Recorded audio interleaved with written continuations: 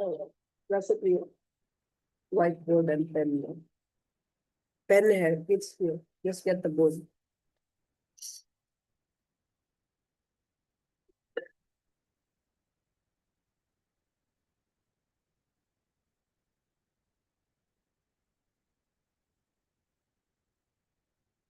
Om Namo Bhagavate Vasudevaya. Om Namo Bhagavate Vasudevaya. Om Namo Bhagavate Vasudevaya. Om Namo Bhagavate Vasudevaya. Om Namo Bhagavate Vasudevaya. Om Namo Bhagavate Vasudevaya. Narayanam Namaskritya Naram Jaiva Narottamam Devim Saraswatim Vyasam Tato Jaya Mudirayet Nashtaprayeshva Bhadreshu Nityam Bhagavata Sevaya Bhagavatyuttama Shloke Bhaktir Bhavati Naishtiki. Rasapriya, turn off. You can turn on. Turn this off. You can turn it on. Om Jnanatimirandhasya Jnananjana Salakaya Chakshurunmilitam Yena Tasmai Sri Gurave Namaha. Nama Om Vishnupadaya Krishna Presthaya Bhutale Srimate Bhaktivedanta Swaminiti Namine Namaste Saraswate Deve Gauravani Pracharine Nirvishesha Shunyavadi Paschatya Deshatarine Jai Sri Krishna Chaitanya Prabhu Nityananda Sri Advaita Gadadhara Sri Vasadi Gaura Bhakta Vrinda Hare Krishna Krishna Krishna Hare Hare Hare Rama Rama Rama Hare Hare. ग्रंथराज Shrimad Bhagavatam की जय, श्रीमद् भगवद गीता की जय, श्रील प्रभुपाद की जय, समवेत गौर भक्त वृंद की जय. Hare Krishna, dear devotees, I welcome you to today's Srimad Bhagavatam for all session. We have been reading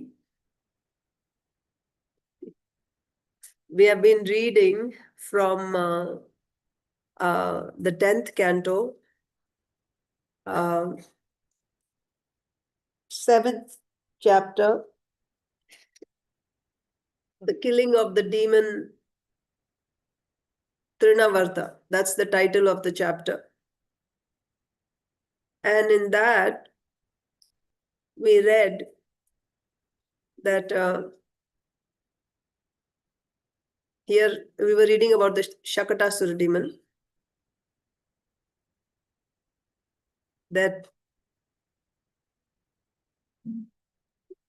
Krishna, who was a 3-month-old baby, whose lotus feet were as tender as newly grown leaves, he kicked the cart. And the cart, what type of cart is this? A huge cart on which were piled up so many pots filled with ghee and yogurt and so many things, butter. And by Krishna's kicking, the whole cart just flew into the sky and fell a great distance away where there were no people, and all the pots fell down, and there was a demon in the cart, Shakata, and he was also killed.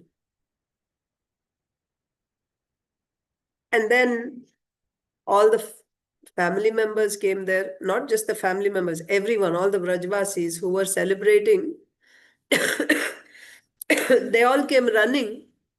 They stopped whatever they were doing because it made such a loud sound that the whole festival was actually spoiled. They were all in a great festive mood. music and prasadam and, gifts and all that. But hearing this sound, they all came running to the spot. And they were trying to figure out, they were trying to understand, how did it happen? The cart was parked. How did it happen? And then there were these little boys, little kids sitting there. And while the adults were discussing what happened, do you know what happened, and how is this possible? They couldn't figure out it. Their intelligence went blank. How could, it didn't make sense. Is it some evil star or something? And the boys were and the boys said, the little children said, we saw what happened. Krishna was crying, rudatanena padena. And while crying, he just kicked.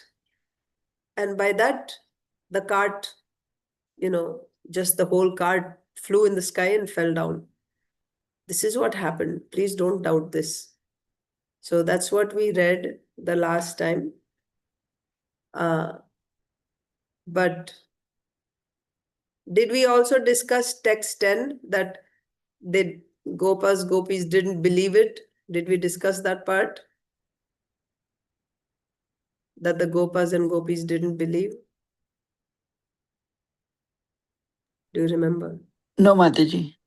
We didn't discuss that. How did we come to the point of Yogamaya? Atulya Harinam Prabhu, you remember how we came to the point of discussing Yogamaya? I will come. You don't remember. Okay, it's okay. I was just trying to connect, but it's fine. We'll just go because we're losing time. We'll go right to the subject. Mata, do you remember? No, Mataji, you had only mentioned about them briefly. You mentioned not them believing, they, in the sense they were thinking that some other force was acting, some black magic or something was going on, and that's what happened. And then they were praying that Krishna is fine, and they were thinking that he escaped. Yes. That's briefly what you mentioned. Yes, Mataji. Why they could not believe? That's the point. Yes. So that means they that thought didn't come to them that Krishna could have done something. That didn't come. They were thinking of so many other reasons. Maybe some star, some planet, some, evil graha, or, maybe a ghost or something. But Krishna could do something? Never. Why? Even if they saw wonderful things happening, Krishna's Aishwarya is hidden. It's covered to them. That's what we're going to discuss today. Krishna's Aishwarya is covered. Then how is it covering them? Who is doing that? That was the point. That's the connection point. So this is the doing of the Lord's Yogamaya. So also, Prabhuji had a couple of questions related only. That can be just quickly answered in the beginning itself. That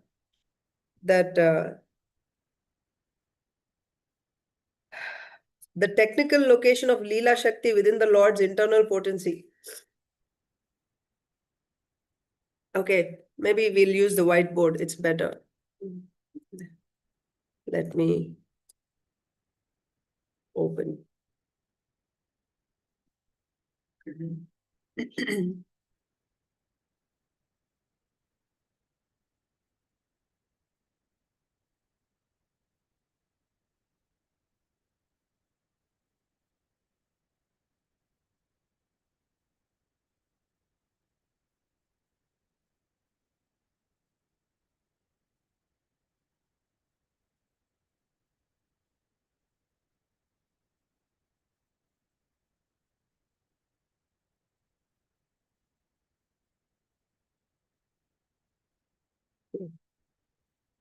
It's not this class. It is Bhagavatam. Start a new page.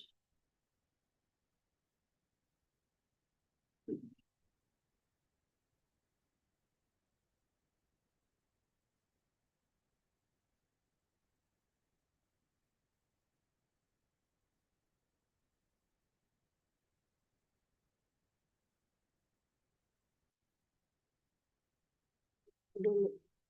Not. Okay. We are going to discuss from Srimad Bhagavatam,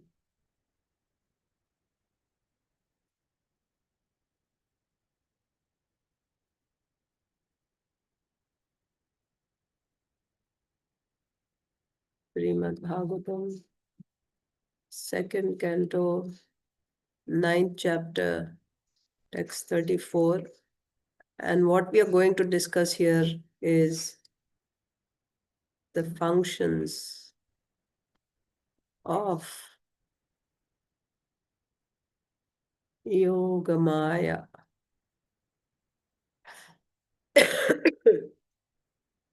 Okay, first of all, Prabhuji was asking about the location of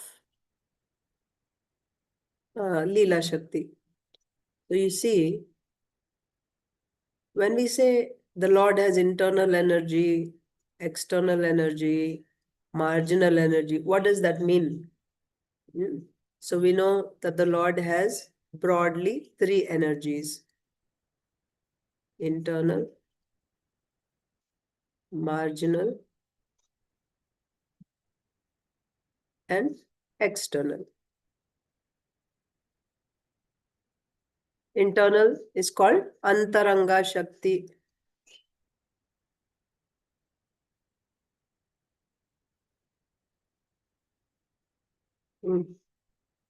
And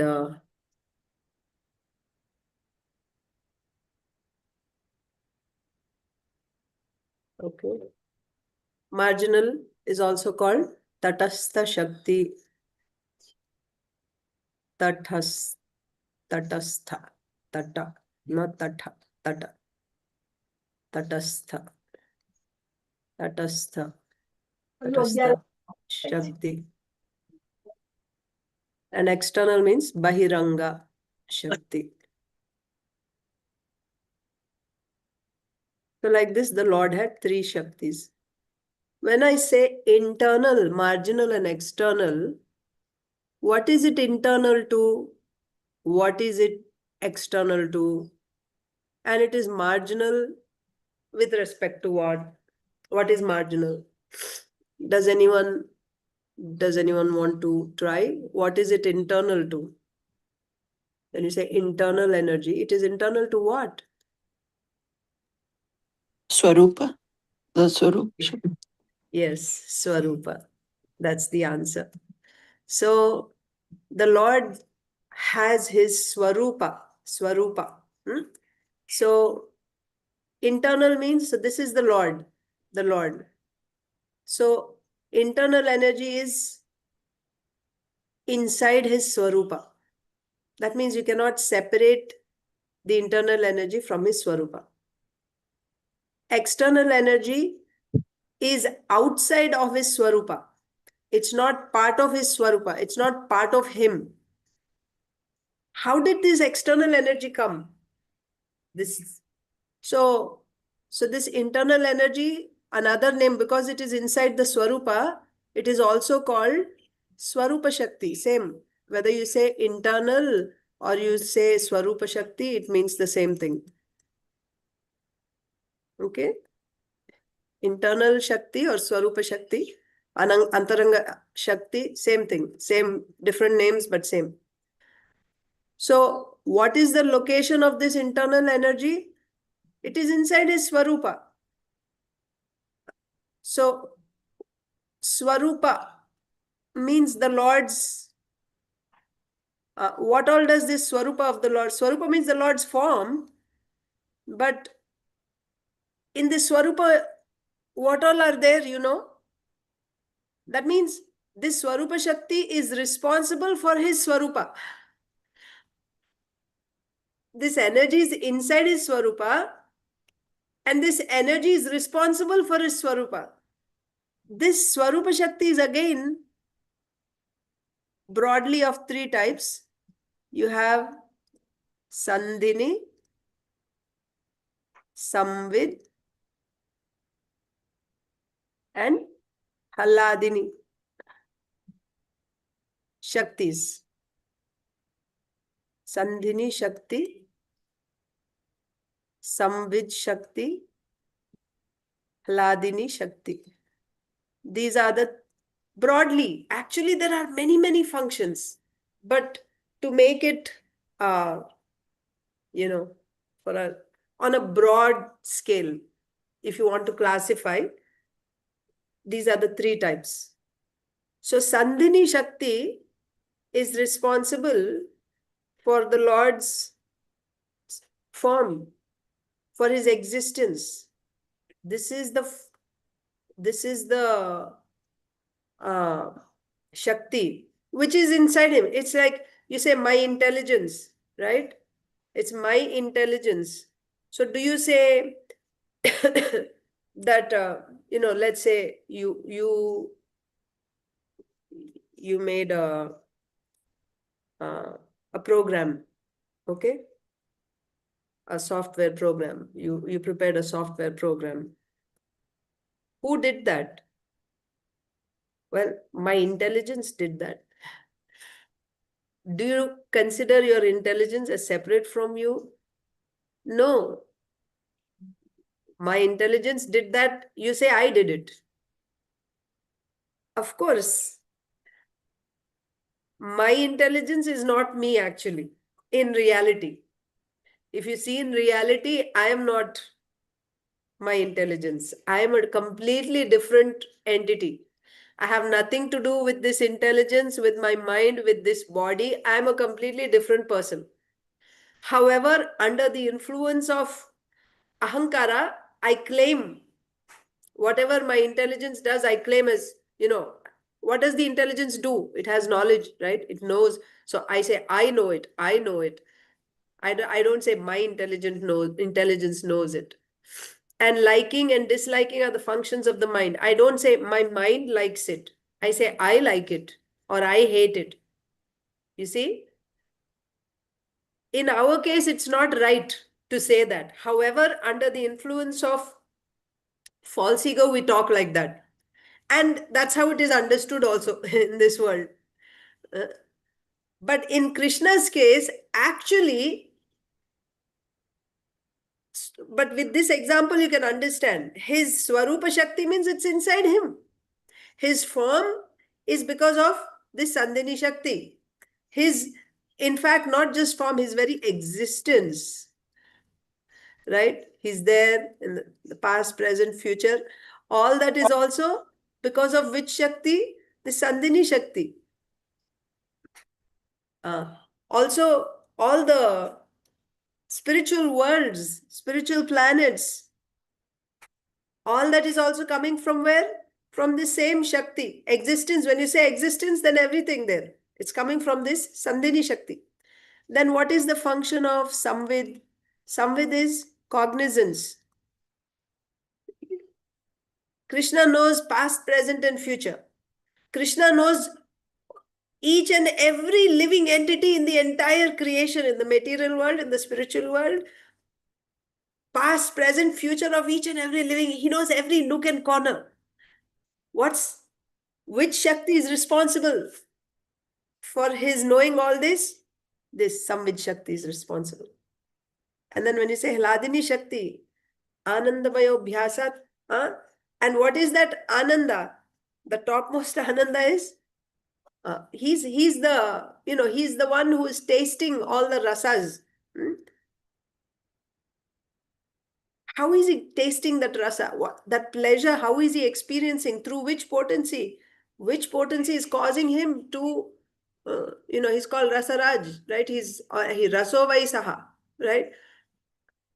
He is the enjoyer of all rasas.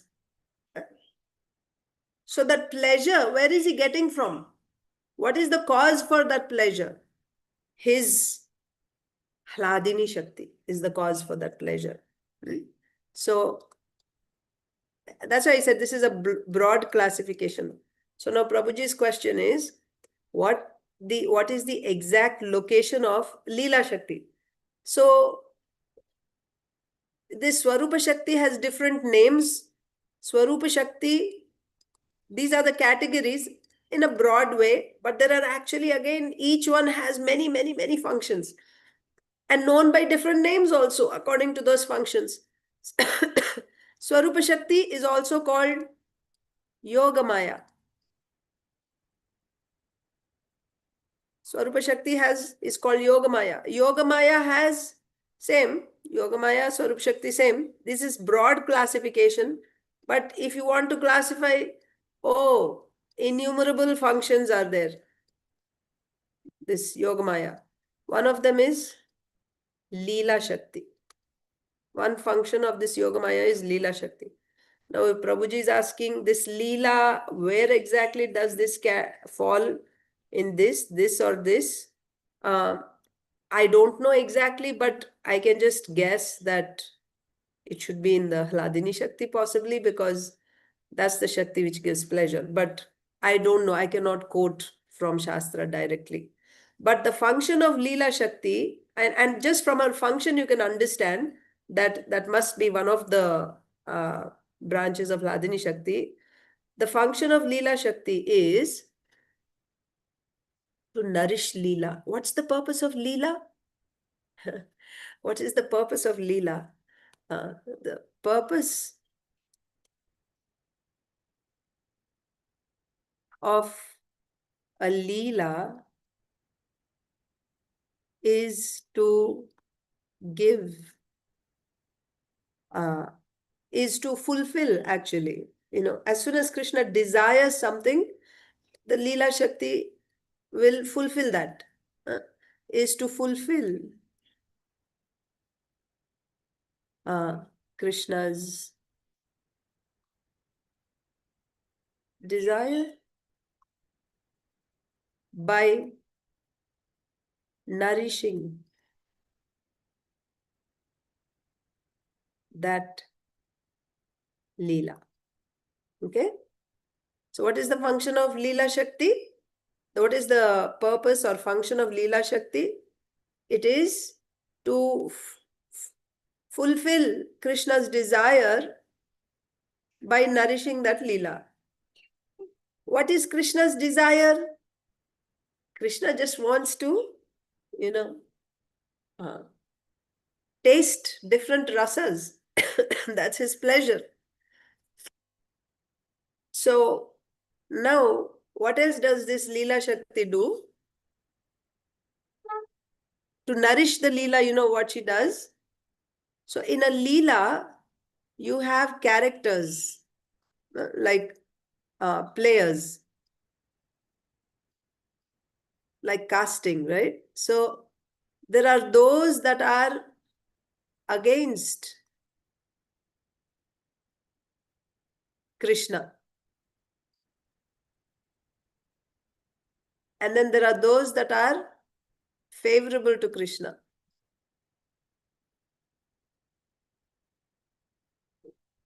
Even in this world, actually, whatever you see in this world is nothing but a perverted, don't forget the word perverted. It's a perverted reflection of the reality in the spiritual world. But in this world also, you will see that when there is a drama or a movie or a story, there will be a villain, right? And then there is a hero. And then there is whatever fight, and finally the hero wins. That creates that rasa. You need to have people who are against also. So in Krishna's Leela also, there are characters like Kamsa, Putana, Shakatasur, Trinavarta, etc. So, Duryodhan. So these roles, these characters, they are against Krishna. And then there are characters who are favorable to Krishna, his devotees. To make that rasa, to nourish that rasa, Leela Shakti provides whatever is needed by both parties. Can you give an example of how she is, let's take Putana Leela. Krishna's Leela, not Putana Leela, killing of Putana. That's the Leela. Leelas are done by Krishna. Putana is not doing Leela. Krishna is doing Leela. So Krishna's killing of Putana. Let's take that Leela. In that Leela, who are the characters who are favorable to Krishna? Mother Yashoda, Gopis. Yes. Yes. Mother Yashoda, Gopis, Rohini Mata, all these are, yes. And who are the characters that are against Krishna? Putana. Putana, Kamsa, like that. Yes.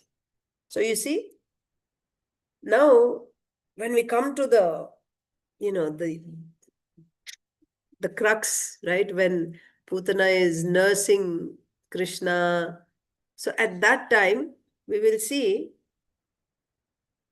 or when she enters Vraja, right? Now, when she's actually meeting Krishna or encountering Krishna, at that point, Putana is so beautiful.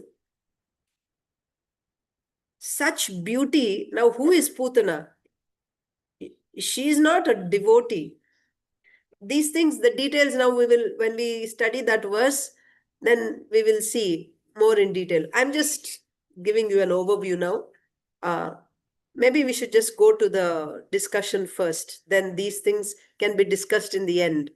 Let's dive into the verse directly about the role of Yogamaya. But so you understand, Yogamaya is the Lord's Swarupa Shakti. One more point that I want to tell you here is about the external energy. So I was just telling you what is the role of Leela Shakti. Leela Shakti, she will provide, just like giving costumes or something, right, for the characters. Like that, she is actually providing things to this party, right? Those who are against Krishna. And she's also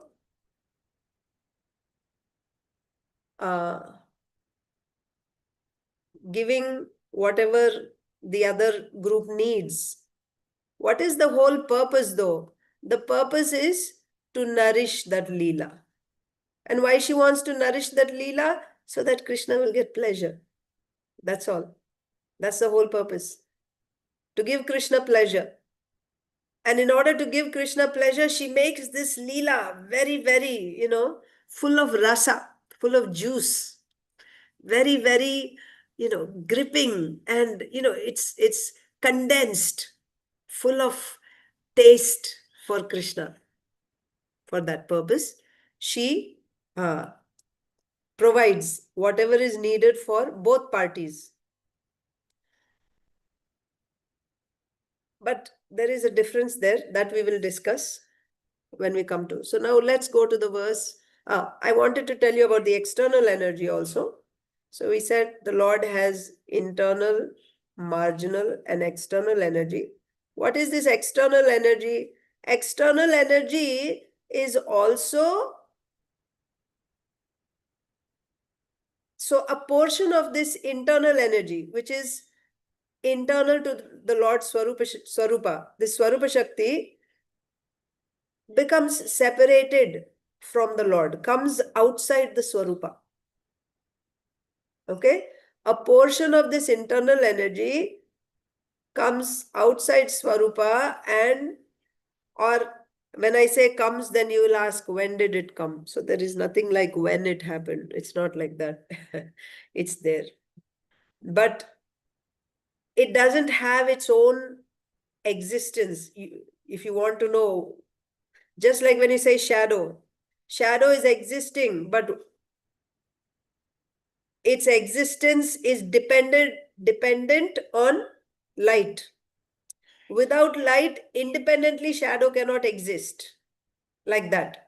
So this external energy is sheltered in what? Yes, it is external to the Lord Swarupa. It is outside. But what is the basis for its existence? Apparently, it looks like it's independent of the Lord Swarupa because it's outside. This is outside of the Lord Swarupa. It's not inside the Lord Swarupa. So, a portion of this internal energy only, which is living outside, right? Which is outside of the Lord Swarupa. And she is going around freely, independently. Then she is known as external energy or Bahiranga Shakti. So this external energy is nothing but, you can say, like the reflection of the internal energy. In Brahma Samhita, there's a verse, Srishti Sthiti Pralaya Shakti, Srishti Sthiti Pralaya Sadhana Shakti Reka, Chaye Vayasya Bhuvanani Bibharti Durga. Chaya means what? Shadow. That's her role. That's her position. So she doesn't have an independent existence. However, because she is not inside the Lord Swarupa, she's said to be, just moving around independently. Because she's not, however, she's not without, it's not that it is said independently she's going, but really she's not independent. She's not independent. She's controlled always. But the Lord doesn't touch her. She's not inside his Swarupa, she's outside his Swarupa. That's the external energy.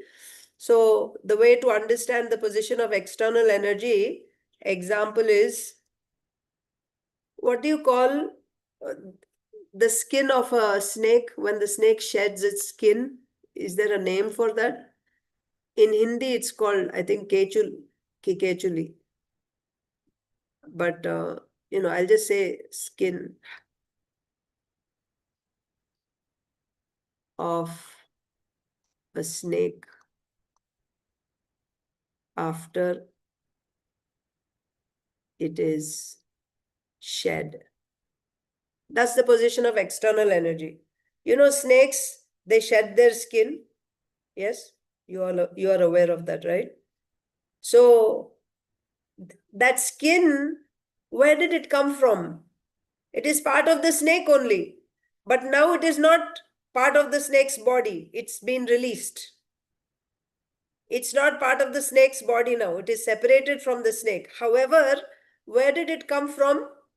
It came from the snake only. Like that. That is the position of external energy. Okay. So now let's look at the verse. What I'm going to do is I'll take the verse from Bhagavatam, copy paste it.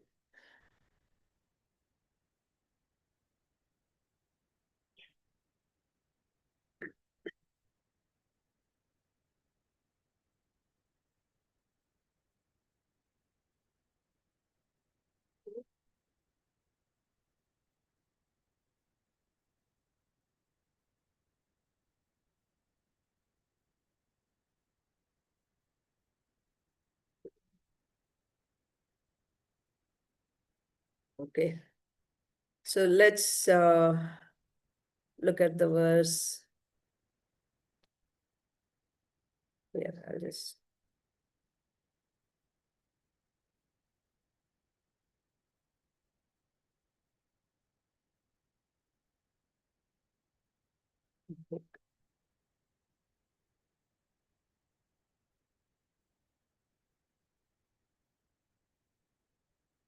How do I make it bigger?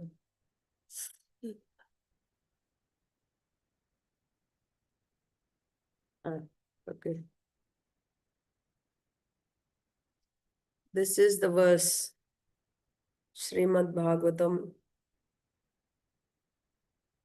2nd canto, 9th chapter, text 34. Rthaṁ yat pratīyeta, na pratīyeta cātmani, tad vidyād ātmano māyāṁ, yathābhāso yathā tamaḥ. Okay. Here, this verse is the second verse of the Chatushloki Bhagavatam. It is the second verse of the Chatushloki Bhagavatam. And this is being spoken by the Lord in answer to Brahmaji's question. So Brahmaji wanted to know how the Lord performs his pastimes with his energies. So this is the answer. How the Lord's energy, what is her role? How does she function? This verse explains, like you can take this verse to explain Mahamaya, and you can also take this entire verse, the same verse explains Mahamaya and Yogamaya's functions. You have to take it separately though. That means one time the whole verse you can see as explaining Mahamaya's function. Okay? And the second time when we look at it, the same verse you will see is actually explaining Yogamaya's function. So we will be looking at Srila Vishwanath Chakravarti Thakur's explanation that once this verse is explaining Mahamaya's function, and second time this same verse will be explaining Yogamaya's function. Srila Jiva Goswami actually explains half of the verse as explaining Mahamaya and half of the verse explaining Yogamaya. So that we are not discussing today. We are just discussing the verse showing how this verse is showing us the function of Mahamaya. So, of course, our topic of discussion was Yogamaya, but let's also discuss Mahamaya. There's nothing to lose here. You know, it's good. So now let's see the meaning of each word. Rthaṁ. So also remember, in Sanskrit, the meanings of the words. One word can have many meanings. We will only take the meaning which is taken by the Acharya. Whatever meaning the Acharya is explaining, we'll take only that meaning. That word can have several meanings. For example, if you look at the word rite, this rite we take one meaning to explain Mahamaya's function, and rite will take a different meaning to explain Yogamaya's function. So just please follow as I'm explaining, stay with me. And as I'm explaining, if you're not getting anything at any point, you can raise your hand and ask me to repeat. I will try to repeat it. Okay. So, rite means without.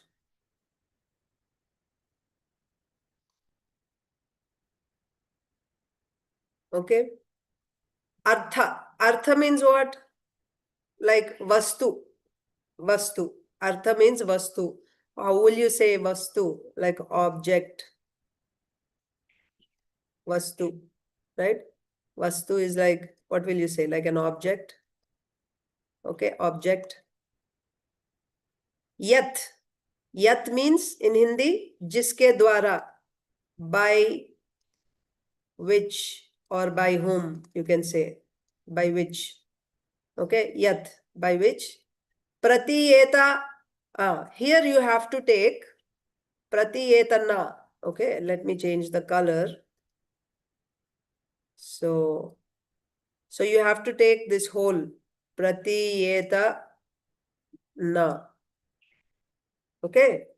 So pratīyeta means being manifest. Pratīyeta na means not manifest. Okay. Not manifested. Okay. Pratīyeta na means not manifested. Pratīyeta na means not manifested. Then Then what is pratīyeta? Pratīyeta means manifested. Pratīyeta na means not manifested. And pratīyeta means manifested. Okay. Cha ātmani. So we'll leave that there. Then tad. Tad, like tat padartha jnana. Tat means that. Okay. Tat. You understand? Tat means that. Vidyād means should be known. Vidyād means should be known. Should be known. Ātmano māyā. Ātmano means my. Krishna saying. Krishna speaking to Brahmaji. So ātmano māyāṁ means my Maya. Okay?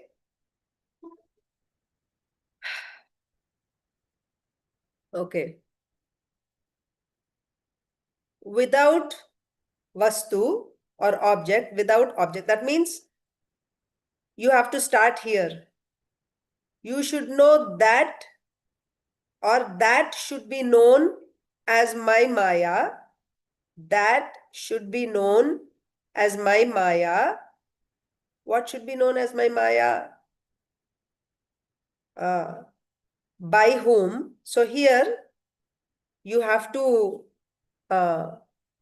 assume, right? By whom? From tat, from this word tat, you have to assume by whom. Okay, जिसके द्वारा.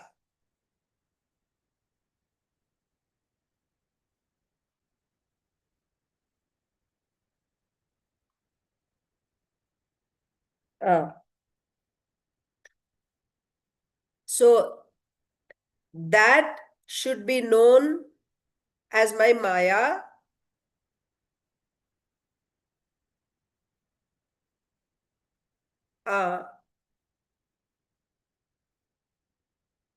By whom the object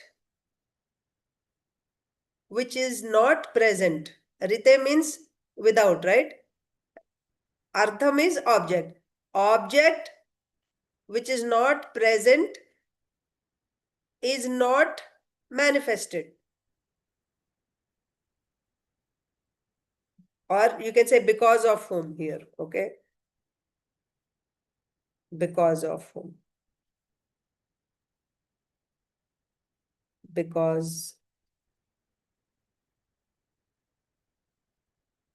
of whom?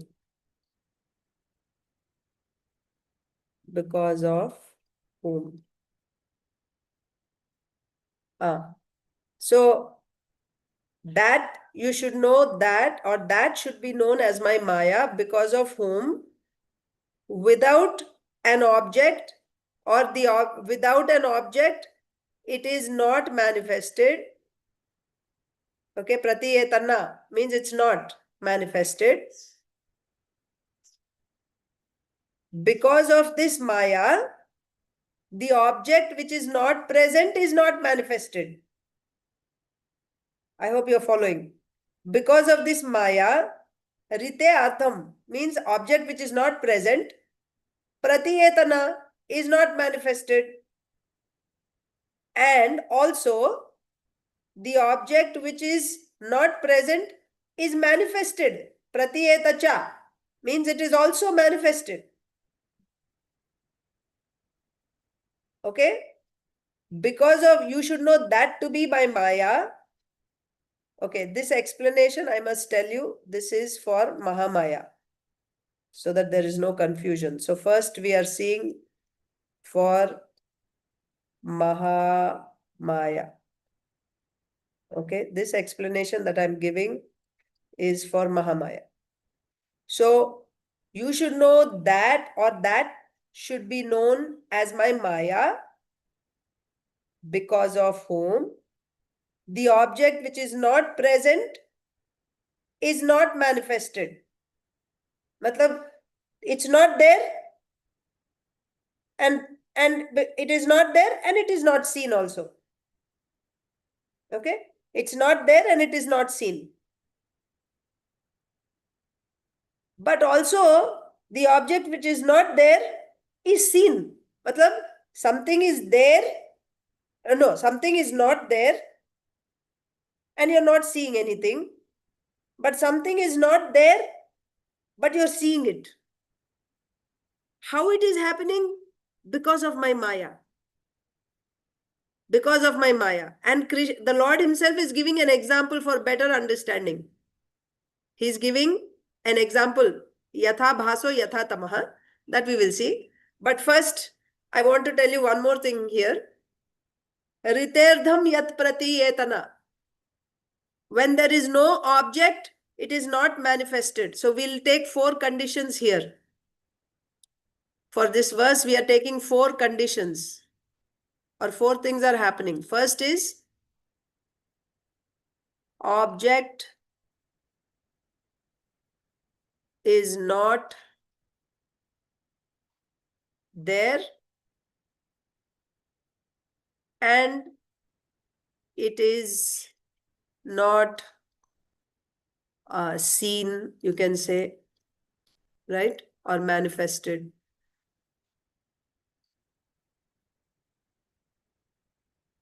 Manifested nahi, seen bolna hai. You didn't see, right? Pratīyeta means it's not seen. It's not, yeah, okay, manifested is fine too. प्रकाशित होना हिंदी में मतलब व्यक्त होना, दिखाई देना. Okay? So, something which is not there, it is not seen. I think that will be simple, right? Object is not there and it is not seen. Now, can you say the same thing in another way? Object is not there and it is not seen. Can you say it in a positive way, the same thing?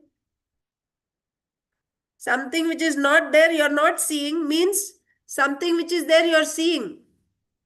Can we say that or no? Something is not there and you're not seeing. Can you say the same thing? Because negative, na? It is not there and you're not seeing. Let's say there's a table. And on the table, there is no book. So there's no book and I'm not seeing a book. Yes? So can that also be written as, if there is a book, I will see it? Make sense Yes. or no? Yes, Mataji. Yeah. Because there's no book, and when there is no book, I don't see it. That means when there is a book, I will see it also. So the same thing you can write as object is present or is there, is present, and it is seen. Okay, that's one. Now, the other thing is, rthaṁ means vastu nahi hai, without vastu. Pratīyeta cha. The vastu is not there, but I'm seeing it. That which is not there, I'm seeing it. Okay? Object is not there. But it is seen. Okay? And then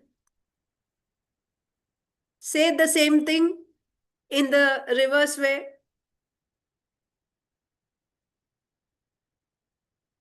Can someone try? There's a 4th condition. Object is not there, but it is seen. Take the same example on the table. There is no book on the table, but I'm seeing a book. Object is there and it is seen. Object is there and it is seen. What the second condition ho gaya na, Mataji? Iska, this one should be said. It will satisfy the same condition. In a different way, you have to say that. Sochi. Object is not there, मतलब एक negative एक positive आ रहा है. No object but I am seeing it. उसको दूसरी तरफ से कैसे बताएंगे?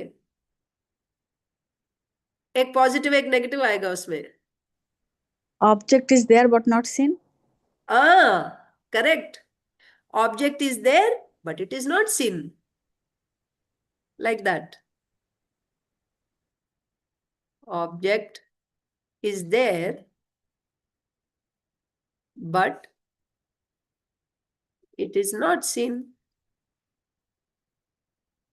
So actually the verse is saying 2 lines only, but the other 2 are implied meanings. What is the sentence saying? If you look at the word meanings and you can understand.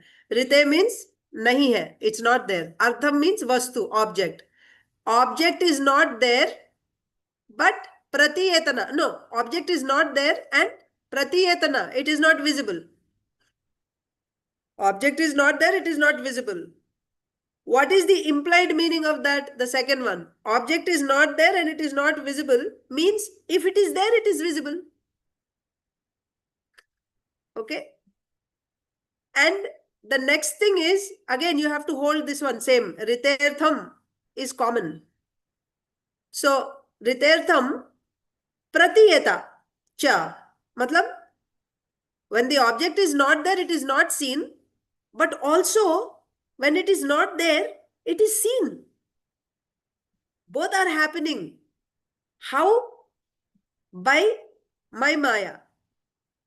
So, that tad vidyād ātmano Maya, you should know that as my Maya. Here, which Maya are we talking about? Mahamaya.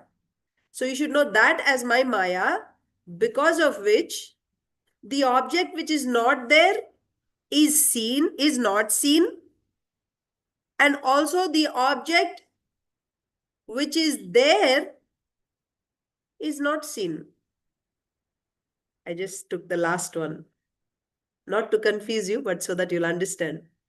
So would anyone like to say what I discussed this much, just to see if you're following it? Mataji, I can try. Yes, Mataji, please. So there are 4 conditions. Object, when object is not there and it is not seen or manifested. Second is object is present. That means it is there and it is seen. Third condition is object is not there, but it is seen. Fourth condition is object is there, but not seen. But what is this verse telling us?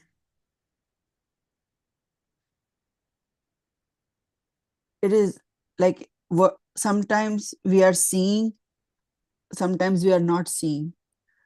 Like things can be there, but we cannot perceive it. And sometimes we are perceiving what we think we cannot perceive. Okay, Mataji. Anyone else would like to try also? I just want to check your understanding because that will tell me about my explanation, how much I have succeeded in explaining properly. No, huh? Okay, thank you for trying, Mataji. This verse is, you have to start from this line. Tad vidyād ātmano māyāṁ.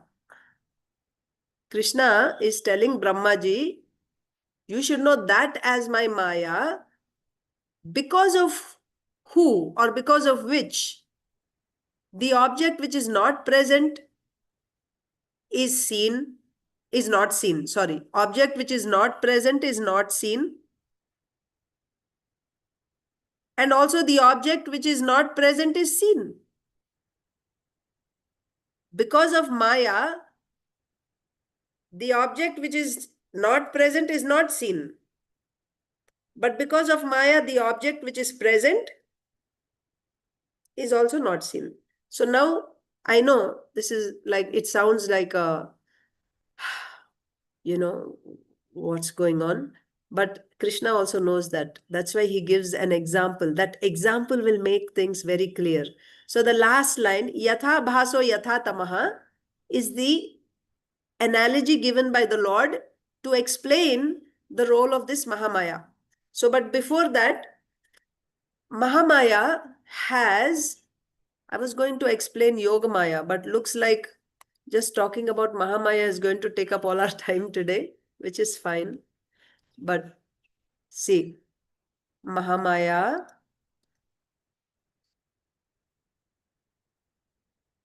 has actually 3 components, sometimes 4 is said, but for our discussion here, we will talk only about 2 components of Mahamaya. One is vidya and one is avidya. Okay? Everyone is with me? Please pay attention. Mahamaya has 2 components, vidya and avidya. What is the function of vidya?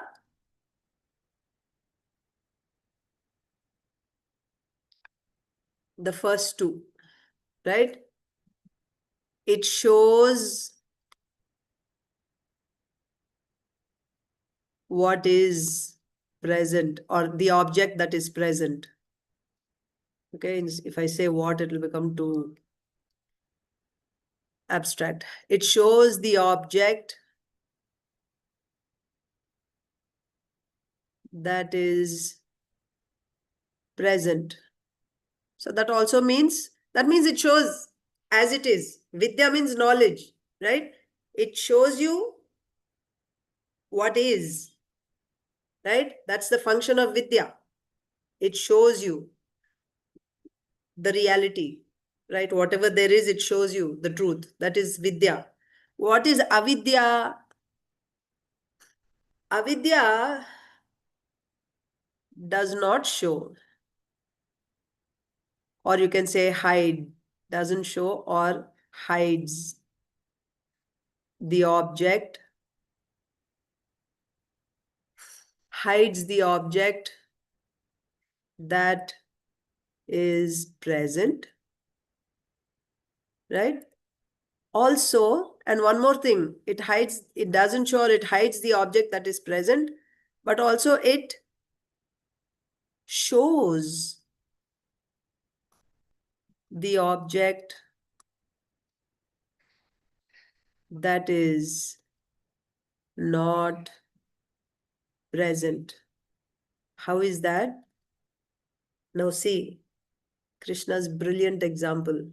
And this will immediately, I feel, just make everything clear to you. Always examples are, making things clear.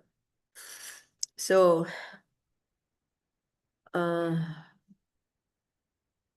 which color? Anyway. Vidya is compared to what? Vidya is compared to light. Okay? Ābhāsa. Ābhāsa means light. And that's vidya. Tamaḥ means darkness. Tamaḥ is darkness. That's compared to avidya. Okay, everyone is with me, I hope. Because Krishna says in the sentence, yathābhāso yathā tamaḥ. Why Krishna is giving this example? To explain the function of this Mahamaya. Tad vidyād ātmano māyāṁ. That should be known as my Maya. Which one? That which hides that which is not present, or that which does not show, or because of whom the vastu, the object which is not present, is not visible. And also the object which is not present is visible. How is that? What is that function is being explained with an example. Okay. But here, what are the 2 functions of Maya? Vidya and avidya. Okay. Vidya and avidya are the functions. So, components. So, what does vidya do? Vidya is like light. What does light do? Let's take, let's take first example. Abhasa means light. Different color, maybe. This is light in a dark room.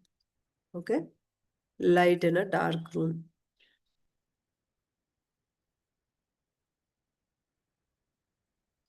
Now, inside the room, there is a, yes, Prabhuji, you can ask questions. Go ahead. Mataji, quick question. In the scenario 4, there is like object is there, but it is not seen. Yes. In the case of Mother Yasoda, she sees the child Krishna, but she Baad doesn't. mein, Prabhuji. The discussions we'll do later. Let's Okay, get the concept clear first. Then Okay. we'll give the examples. Okay, yeah, We'll sure. certainly we'll do all that systematically. We'll go. Okay, that's good. Okay. Thank you. Yeah, sure. So this is, so inside the room there's a pot, okay, and there is a mat, okay.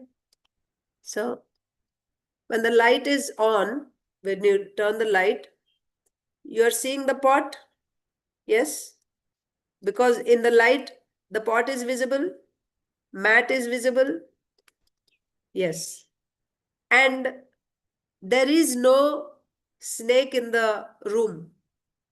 When the light is on, you're not seeing a snake. Yes, everybody is with me, right? See, this is a room. Let me just, so this is a room, right? And in the room, the light is on. When the light is on, you're seeing the objects that are present. What are the objects? Pot is present, mat is present. You're seeing that. That which is there is visible. How is it visible? Because of this light. The objects that are present are visible because of light, and also the objects which are not there, you don't see them. What are the objects that are not there? Scorpions, snakes. Are you seeing anything? No, because there is no scorpions and snake. Let's say if there is a scorpion also, in light you will see. That means the object which is present you're seeing, but the objects which are not there, who else? Let's say, yeah, whoever's not there at home, right? Like your parents are not at home. When the light is on, you're seeing they're not at home. You understand? Because of light, you're seeing the objects that are present, and because of light, also the objects that are not present, you're clearly seeing that they're not present. This is the function of what? This is the function of vidya. Is that clear? Is this clear? Yes, Mataji. This is one function of Mahamaya. Mahamaya is responsible for making the objects that are present visible, and also making the objects that are not present invisible. Now let us see. What do we know about vidya? When the spirit soul, so this also has to be explained here itself. Here. So let's say when the spirit soul, Atma, is covered by, or when it is replaced by vidya, what happens when the spirit soul, so you all know, right? This is spirit soul. Conditioned soul. Conditioned soul is covered by what? Conditioned soul is covered by avidya, yes. And then it's also covered by, I mean, it's carrying its karma. This is the position of a conditioned soul. When one practices by the practice of nishkama karma yoga. This is for Jnana Yoga, okay? In the Jnana Yoga path. Nishkama karma yoga. By practicing nishkama karma yoga, this avidya gets replaced by vidya. Okay? By doing nishkama karma yoga, when this living entity practices nishkama karma yoga, the conditioned soul is naturally covered by avidya. Avidya means ignorance. This avidya is now replaced. Instead of avidya, what will you have now? This avidya will be replaced by vidya. Avidya will be replaced by vidya. Now you will not have avidya, but instead you will have vidya. Avidya is likened to darkness. What is avidya likened to? Darkness. Avidya.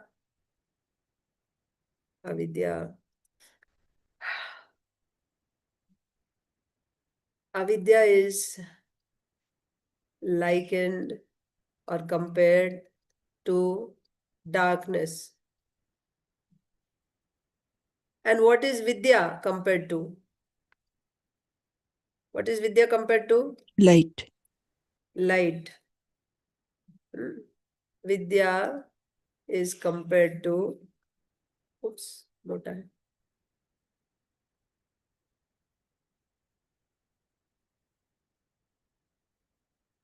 Vidya is likened to light. Okay? So that is why when you are covered by avidya, what happens? And when you're covered by vidya, what happens? Both avidya and vidya are components of Mahamaya only. They are not components of Yogamaya. We are talking only of Mahamaya. So avidya is made of what? Which mode? Passion. Ignorance. Passion and ignorance. Yes, mainly ignorance. Good. Mainly ignorance and little bit of passion also. So passion and ignorance, avidya. And vidya is made of Mode of goodness. goodness. Yes. And so when you're covered by the mode of goodness, so originally the conditioned soul is covered by avidya. But by practicing Nishkama Karma Yoga, this avidya, this red line, becomes replaced by vidya. That means passion and ignorance are removed and now instead it is covered by goodness. What is the symptom? When one is covered by avidya, what is his knowledge? When we are covered conditioned soul, what does he think? When I'm covered by avidya, what is my understanding That of I am myself? this body. I am this body. I am this body. Yes. So here the knowledge is, I am body. I am this body. But when that avidya is removed and instead of avidya you're covered by vidya, what is my knowledge? I am the soul. Yes. I am soul. Not this body. Okay. Now let us see. I don't know. I think I'm just writing it so messily. Anyway.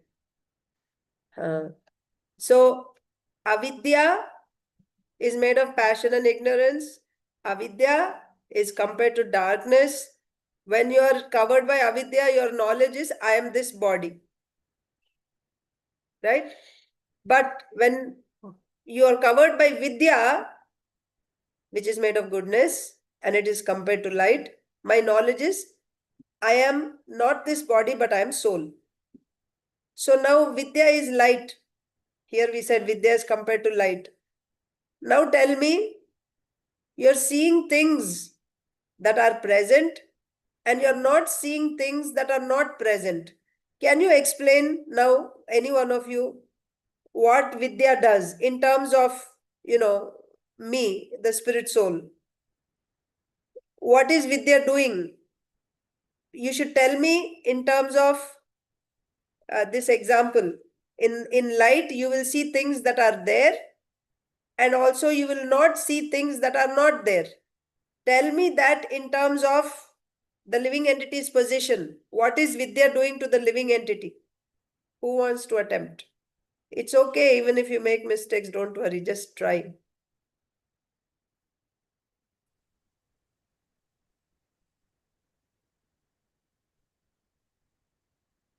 Anyone? We, we will realize that we are the soul, Mataji.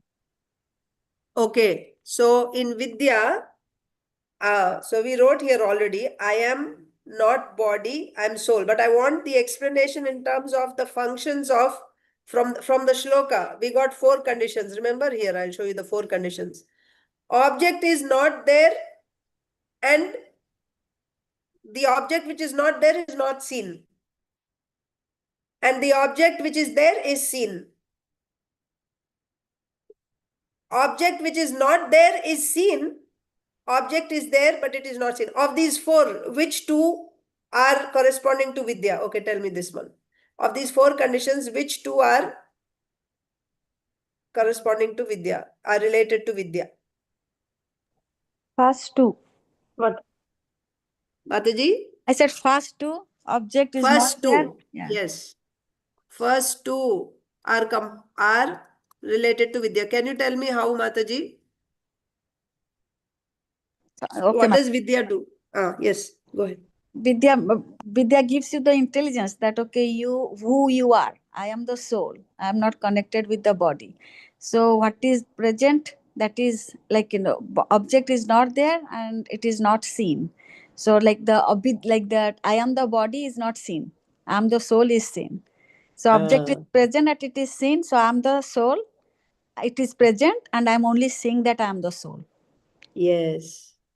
Yes. My phone cooperated with me to unmute. Sometimes I cannot unmute. I'm sorry. Yes, Mataji. Nice. So the thing is, you see, what is the reality here? The object, the present. What is the reality? The reality is I am spirit soul. That's the object that is there. What is the object here? The object is uh,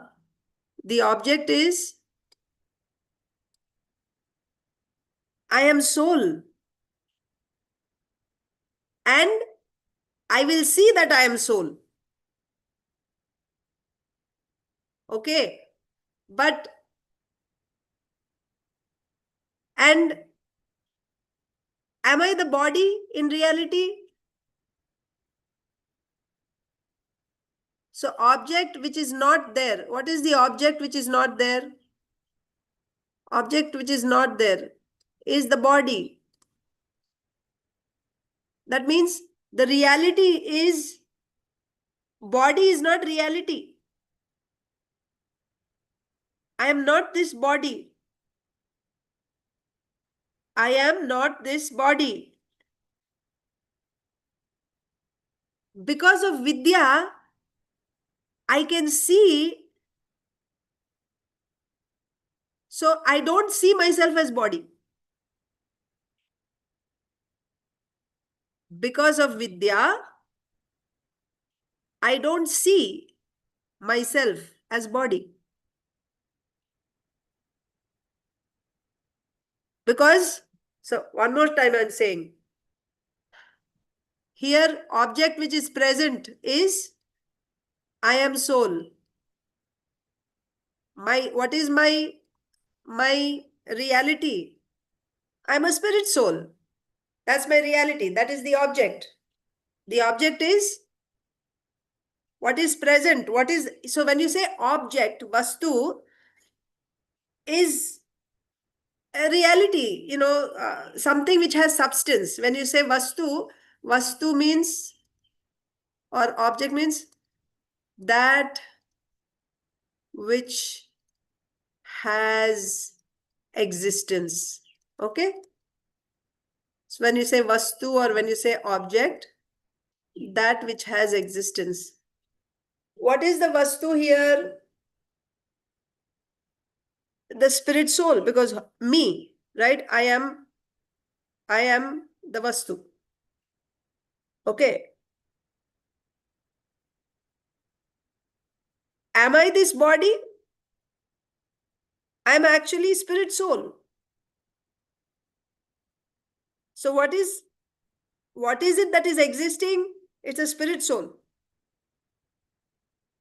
And I am seeing that I'm a spirit soul. So the reality is I'm a spirit soul and I'm able to see it as such, that I am spirit soul. How I'm able to see? Because of this energy, vidya of the Lord. Mahamaya's one component, right? Vidya, because of vidya. Because of vidya, I'm able to see reality. Just like in this example, this is vidya, this light. In the presence of light, you're seeing the objects that are existing. There is pot, there is mat. So similarly, you can say, I'm a spirit soul, right? That's existing. I'm a spirit soul. In the light of this vidya, I'm able to see the reality, that which is actually existing. I'm able to see the spirit soul.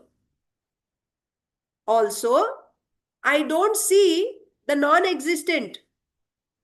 Is this body existing eternally? No, it's temporary. It's there and it goes away. Am I this body?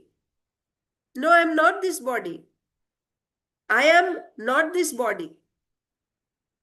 So, that I am not this body, or so the object which is there, I am seeing. What is the object? I am spirit soul and I am seeing that. And the object which is not there, I am not seeing. So what is the object which is not there? Body. I am this body, right? I am this body. If you take that as the object, right? I am this body. It is not there. It's not true. I am this body is not true. And I'm able to see. Or you can say, I don't see, because you have to say negative, na? So you don't see that. So I am this body. I'm not, I am this body is not there. And I'm not seeing that I'm this body. Does that make sense? Yes, Mataji. Light on kar. Andhera ho gaya. So I am,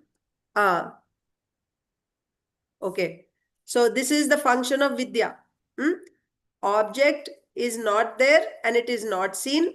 And object is there and it is seen. What is the object which is there? Object means here reality. Aap aisa lijiye. You take it that the reality. The reality, what is the object? Soul, right? What is here is soul. And I'm able to see that I'm soul. And what is not there? The body is not there, right? Not there means it's not me. I am not this body, right? So I am this body. I am this body is not real. I am this body is not real. And because of vidya, I don't see that which is not real. I see that which is real. I don't see that which is not real. What is real? I am Atma is real.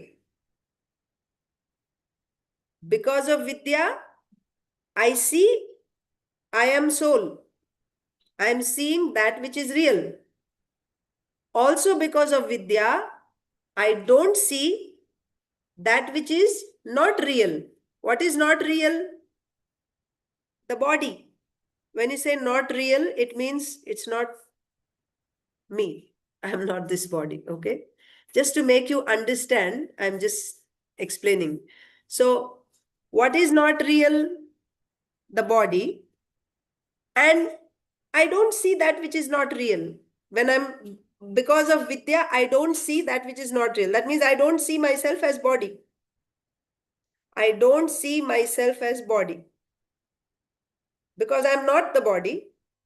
And because of vidya, I don't see myself as the body. Negative, negative. Satisfied?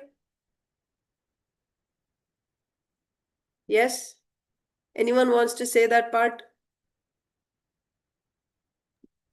I can try, Mataji. Yes, Mataji, please.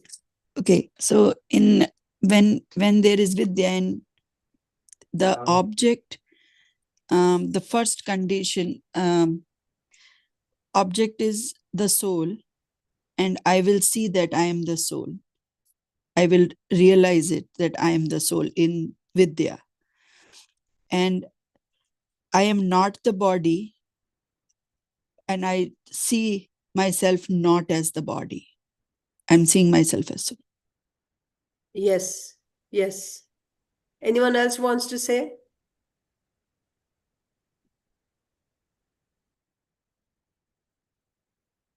Anybody else would like to try? Just to see, because when you say it, it'll kind of sink into it. Otherwise, it'll be like. And we are still doing only vidya. Next part is avidya also now. Next. Is it clear? Is it not clear to anyone? I'm still processing, Mataji. So I'm also driving. I've I'll have some questions though. Afterwards, yes. Yeah, sure. Yes, sure.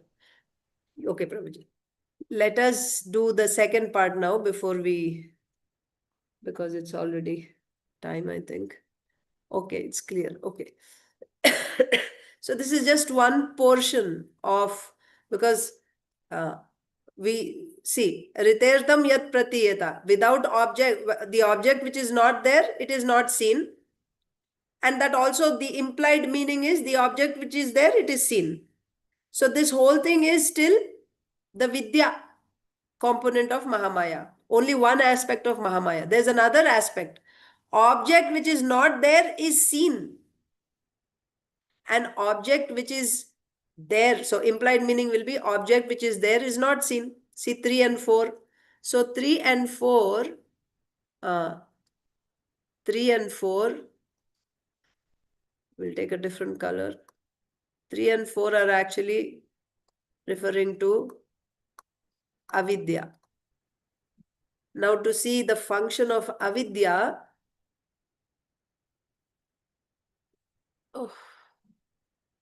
where are we here?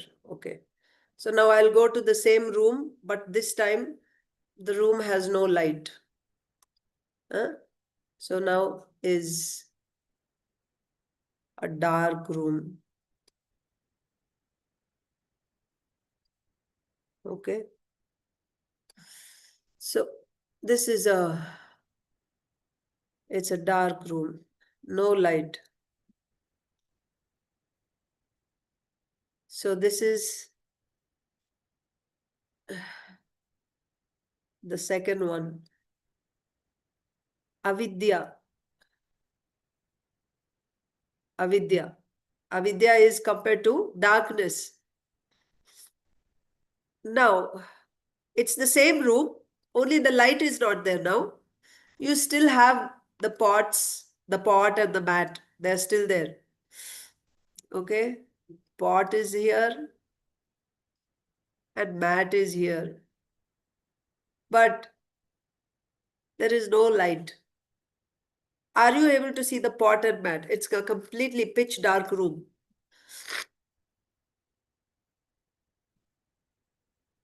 A room which is completely dark, pitch dark. Can you see the objects that are present?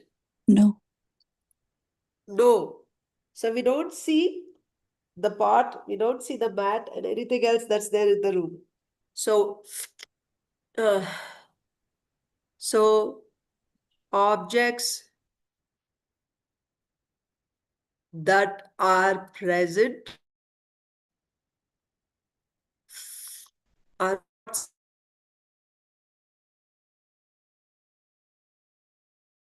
what's the other condition? Let's see.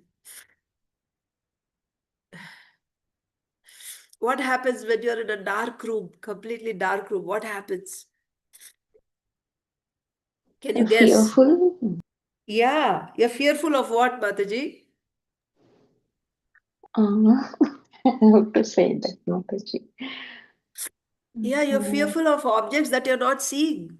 Yes, yes. But you imagine, let's say in a village, you go into a mud house, which is completely dark in the night. There is no lamp even. You're walking inside the room. You can imagine, you can think, maybe there's a snake, maybe there's a scorpion, maybe there's a rope in that room in one corner.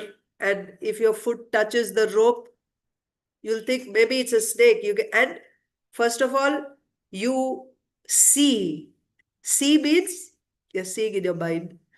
You're seeing objects which are not there in reality. Yes? And because of seeing objects which are not there, next is you're experiencing fear. That's what happens in darkness. So, again, in a dark room, again, picture that room in a village, in a field somewhere in a village. So, it's a dark room, there's no light, there's a mat and there's a pot. Pitch dark room, you don't see the pot, you don't see the mat. Objects which are there, you're not seeing. And also objects which are not there. There's no snake, there's no scorpion, but you're seeing those. You're seeing those out of fear. That which is not there, you're seeing. And that which is there, you're not seeing. This is the function of which component of Mahamaya? Avidya. Avidya. Yes.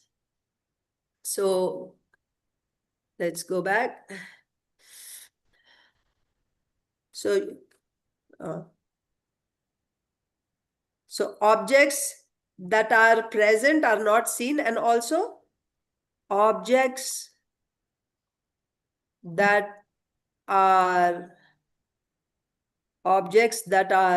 not present. Objects that are not present are seen. Example, snake, scorpion. Okay. And here objects that are present are not seen. What are the objects that are present? Pot, mat, like that. So this is the function of avidya. This is the function of avidya.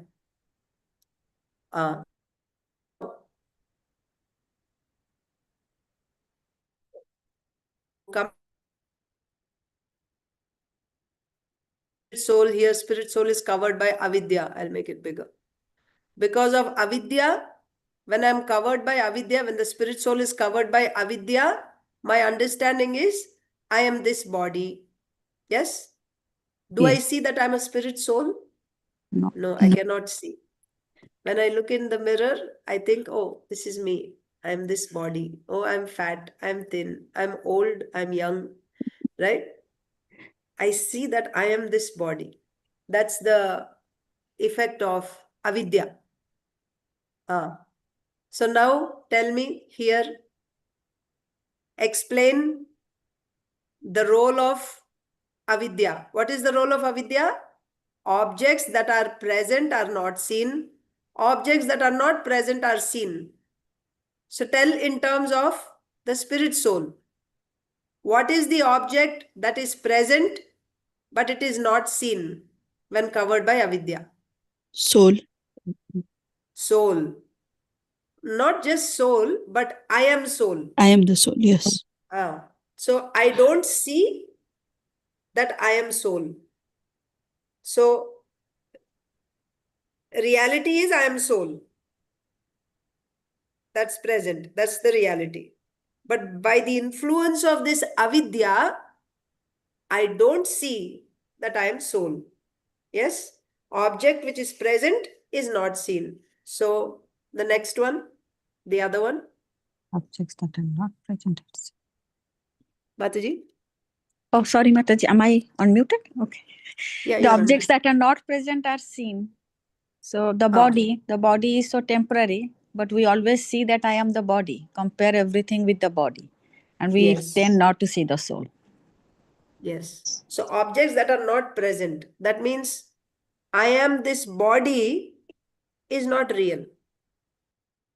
I am this body, that is the object. I am this body is the object. That is not real. So it's not present or it is not real. I am this body is not real. But I see that. Like you're seeing the snake, which is not present, but you're seeing it. Like that, I am this body is not there. But by the influence of this avidya, I am seeing that which is not real. Yes? Objects that are not present. So here, I want to say one thing, maybe to make it clear, I'll say here, the object is what? Here the object would be, I am this body. So for the second one, I am this body. So this is not real. And for the first one, object will be, I am soul. Or, sorry, one second.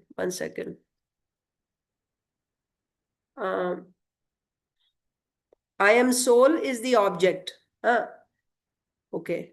So objects, the objects that are not present. Yes. So I am soul is the object present. Okay. Object that is present. In other words, reality. Okay. Then object not present is what? I am this body.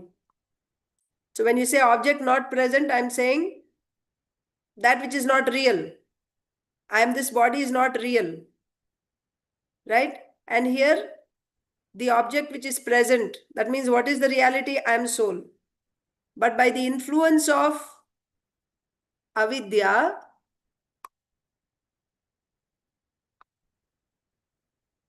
by the influence of avidya, what is happening? The object which is real, I am not seeing. And the object which is not real, I am seeing.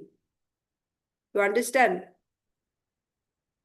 By the influence of avidya, the object which is real is what? I am soul. I don't see that.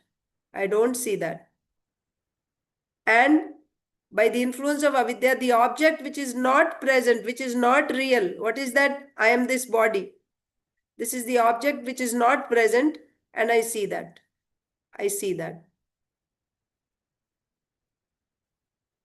Okay? So you can let this sink through for today. We didn't even come to Yogamaya. That's a whole different discussion. But since I was doing this verse, I thought we will discuss the Mahamaya also. And also it is good because Mahamaya is simpler. As far as discussion, this is simpler. So when you get a hang of this, then when we discuss Yogamaya, you'll be able to understand it, like it's like going one step up. Obviously, Mahamaya is limited. Mahamaya's role, Mahamaya's functions are limited. Yogamaya's functions are so many, diverse, and she can do so many combinations and different things. So, but let me go over quickly the steps so that, you'll be able to recall what we discussed, and then I can take any questions. So this verse, rthaṁ yat pratīyeta na pratīyeta cātmani tad vidyād ātmano māyāṁ yathābhāso yathā tamaḥ. This verse is spoken by the Supreme Lord to Brahmaji at the beginning of creation in answer to Brahmaji's questions. Brahmaji wanted to know about the Lord's potencies, how the potencies are functioning. So the Lord said this verse. And this verse explains both the internal energy and external energy. That means Yogamaya and Mahamaya. So we are looking at this verse from the point of view of like this verse as explaining, or this verse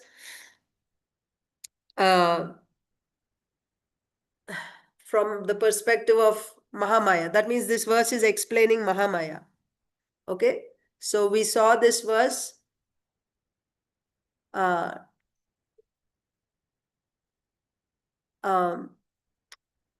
that this verse is explaining Mahamaya. So where do you start this? Looking at this verse from this line, tad vidyād ātmano maya, that should be known as my Maya. Tad vidyād ātmano maya, that should be known as my Maya. What? Which one? Because of which, that you have to assume, because of which, rthaṁ yat pratīyeta, the object which is not there is not visible.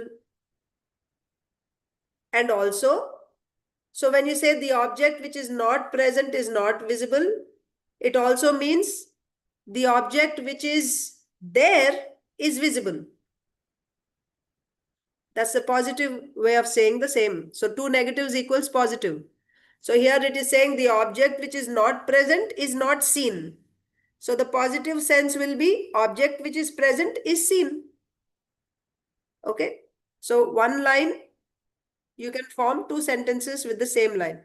So this first part is actually talking about which portion of Mahamaya, object which is not there is not seen, or the object which is there is seen. This is talking about the vidya portion of Mahamaya. Okay, the vidya portion of Mahamaya. And then the second one, pratīyeta ātmani. That means this rthaṁ should be common for both. Object which is not there, pratīyeta is not seen because of vidya. And the object which is not there, again you have to take rthaṁ, the object which is not there, pratīyeta is visible also. That means the object which is not there is not visible, and the object which is not there is visible. That means there are 2 functions. That which is not there is not seen, but that which is not there is seen also. By who? Because of who? Because of my Maya. That means my Maya has 2 functions. One function is it causes the object which is not present to be not seen. In simpler ways, you can say it causes the object which is there to be seen.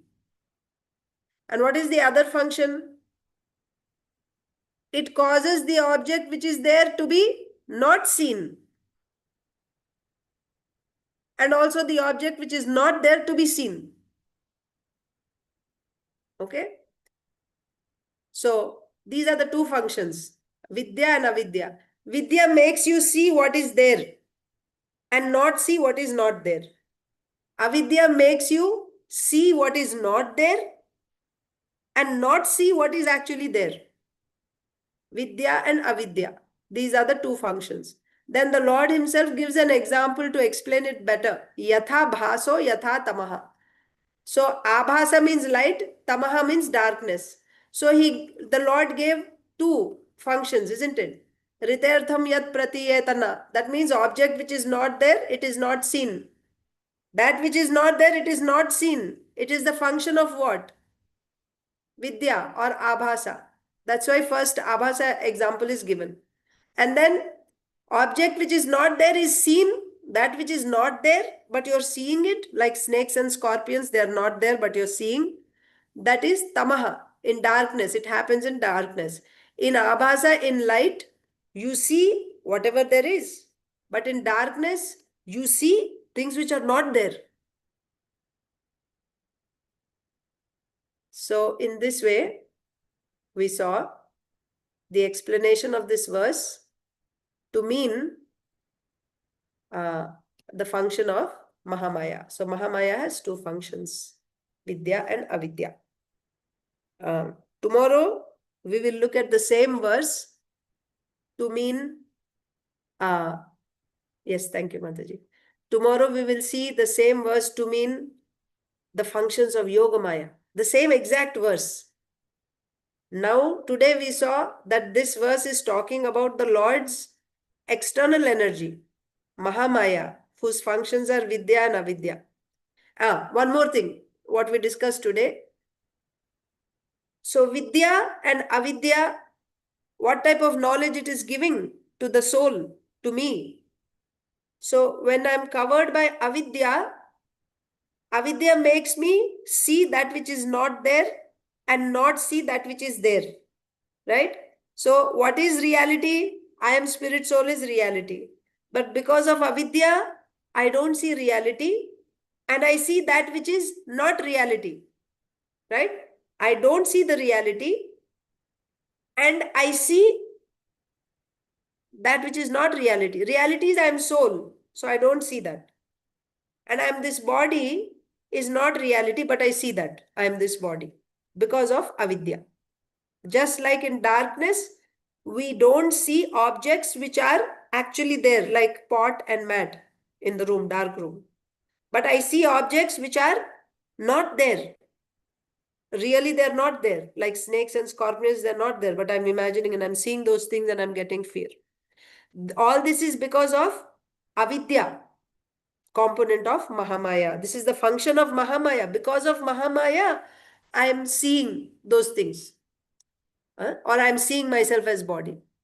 Then what is the other function of my Maya? Vidya. Vidya is compared to light. So just like in light, I see that which is there and also I don't see that which is not there. So again, in my case, what is reality? I am soul is reality. I see that. I see the reality that I am soul. And that which is not there, I don't see. What is not there? I am this body is not real. So I don't see myself as the body by the influence of vidya. So that's what we discussed today. So if anybody wants to leave, can leave. And if anybody wants any clarification, you have any questions, you can ask.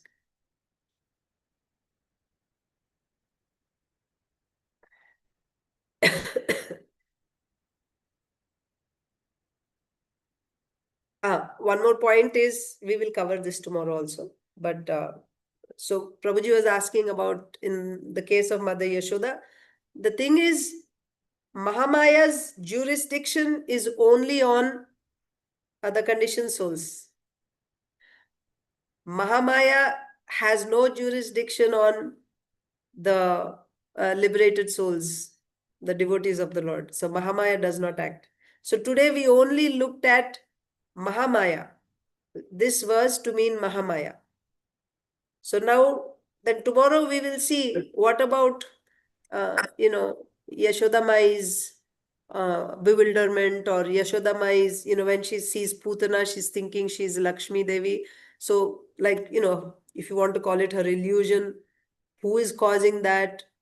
Is that avidya? Is it being caused by Mahamaya or Yogamaya? How?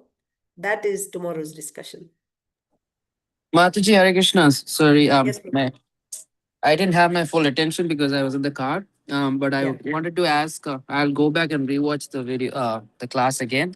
But whatever I heard, based on that, I have a question. If Vidya is like in scenario one, which is accurately not seeing the snake. Vidya means, no, there is no snake, na? That Vidya means you're seeing that which is there and not seeing that which is not there. So when you said vidya, vidya means light. In the dark room, it's not dark room now because the light is on. It's vidya. Vidya means light. So when the light is on, the fact is there is no snake. So you see that there is no snake. You don't see snakes in the room when the light is on. And in the room there's a mat and there's a pot. You're seeing that which is there and you're not seeing that which is not there. So you're seeing as it is because of vidya. So if vidya is defined by the accuracy of the first two scenarios, Yeah. does a person need to master the scenario one, which is realizing what is not the truth, before they can successfully achieve scenario two, which is seeing the truth? I mean, I don't know. I don't think it's that first you have to do that. But Sri Ishopanishad tells us that you should do both. You Yeah, have to yeah. learn that which is vidya and also that which is avidya so that you can distinguish the two and select the right one. So it's not that you only learn that which is vidya and you don't know what is avidya. Then in your mind, there is only vidya because you never studied what is avidya. Then even if you see avidya, you'll think this is vidya only. So therefore, always, even in, you have to know both. You have to know that which is real and that which is not real. And then so that you can reject that which is not real. That is there. Yeah, yeah, I remember that verse from Sri Upanishad. Thank you for that. But I was wondering if there could be any instance like where one can light the lamp of vidya and immediately see the pot and mat without like first worrying about what isn't there.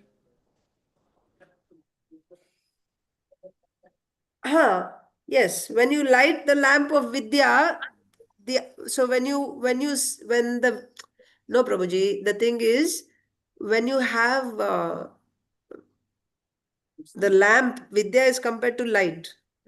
So Right. part of that, uh, what do you say, being covered by vidya is not seeing things that are not present.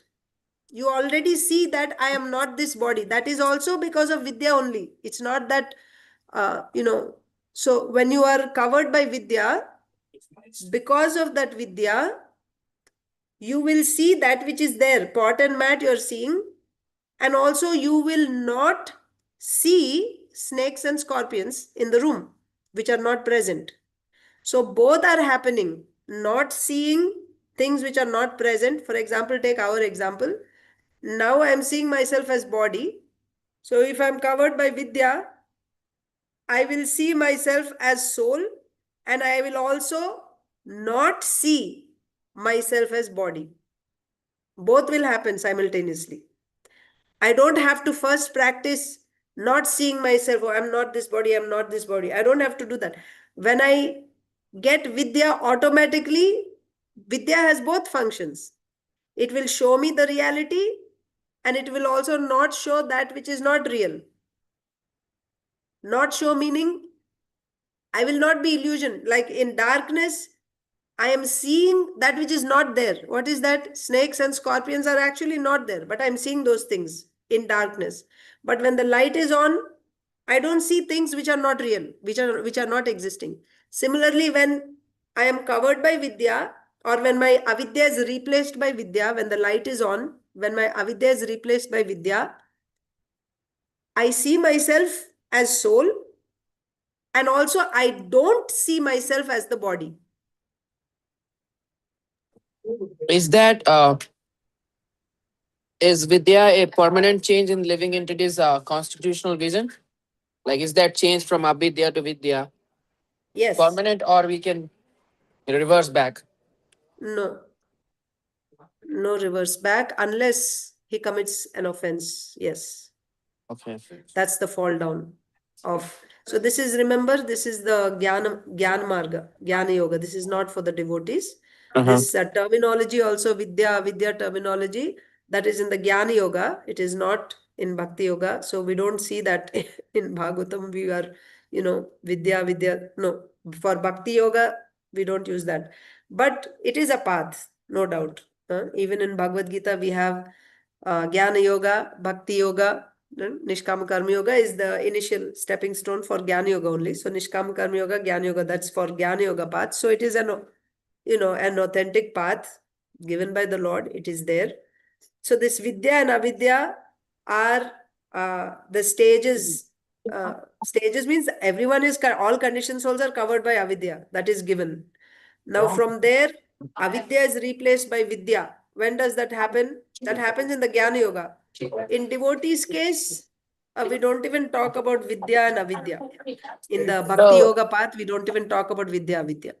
So is it right to understand or that is vidya is something that belongs to jiva inherently, or it's some specific potency that descends from Lord's internal Modes. energy? It's modes. So Mode. avidya, vidya are both, they're not inherent to the living entity.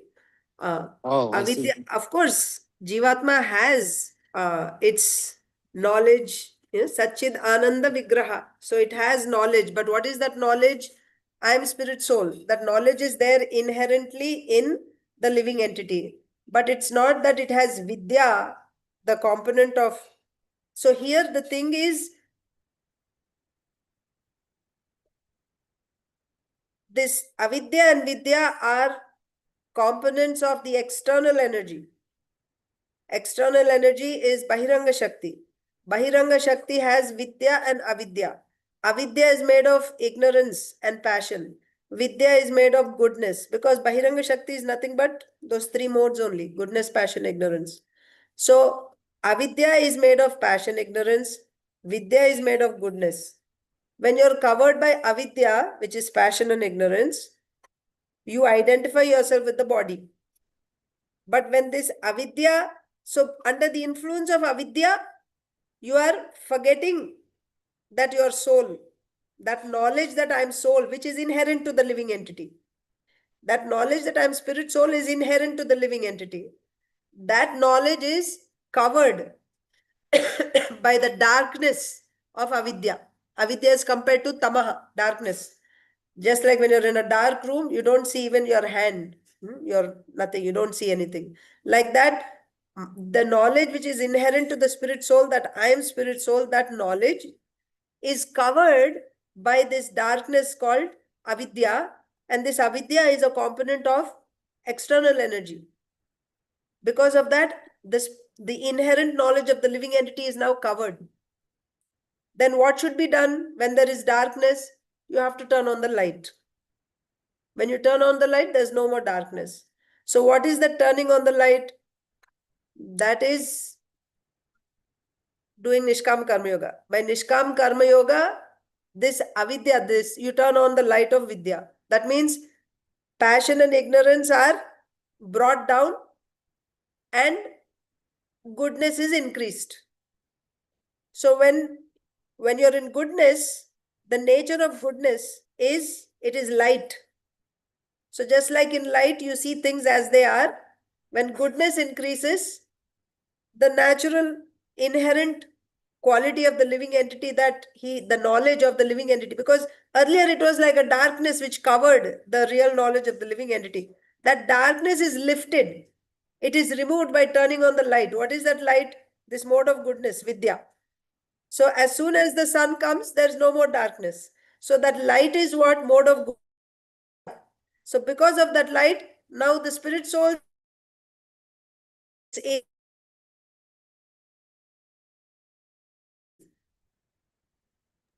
Mataji, so I'm little confused. So if the soul is already chit, which is full of knowledge by its nature, right? yes. Knowledge, what knowledge? That I am soul, that's all. Okay. Not that Krishna is the supreme personality of Godhead, I am an eternal servant of the Lord. Not that knowledge. So The knowledge that I am soul, yes. so based on this, then why do we need an external lamp or vidya to see it? It's is Because you're covered by the external darkness, that's why. okay. So this vidya that we're talking about is different from the chip that is already inside the soul. Yes. Yes. It is different. It is external energy. Okay. But because you're covered by that, under the influence of that external darkness, you're not able to see yourself. I So see. then what this external vidya or external light is doing is it's just lifting that darkness.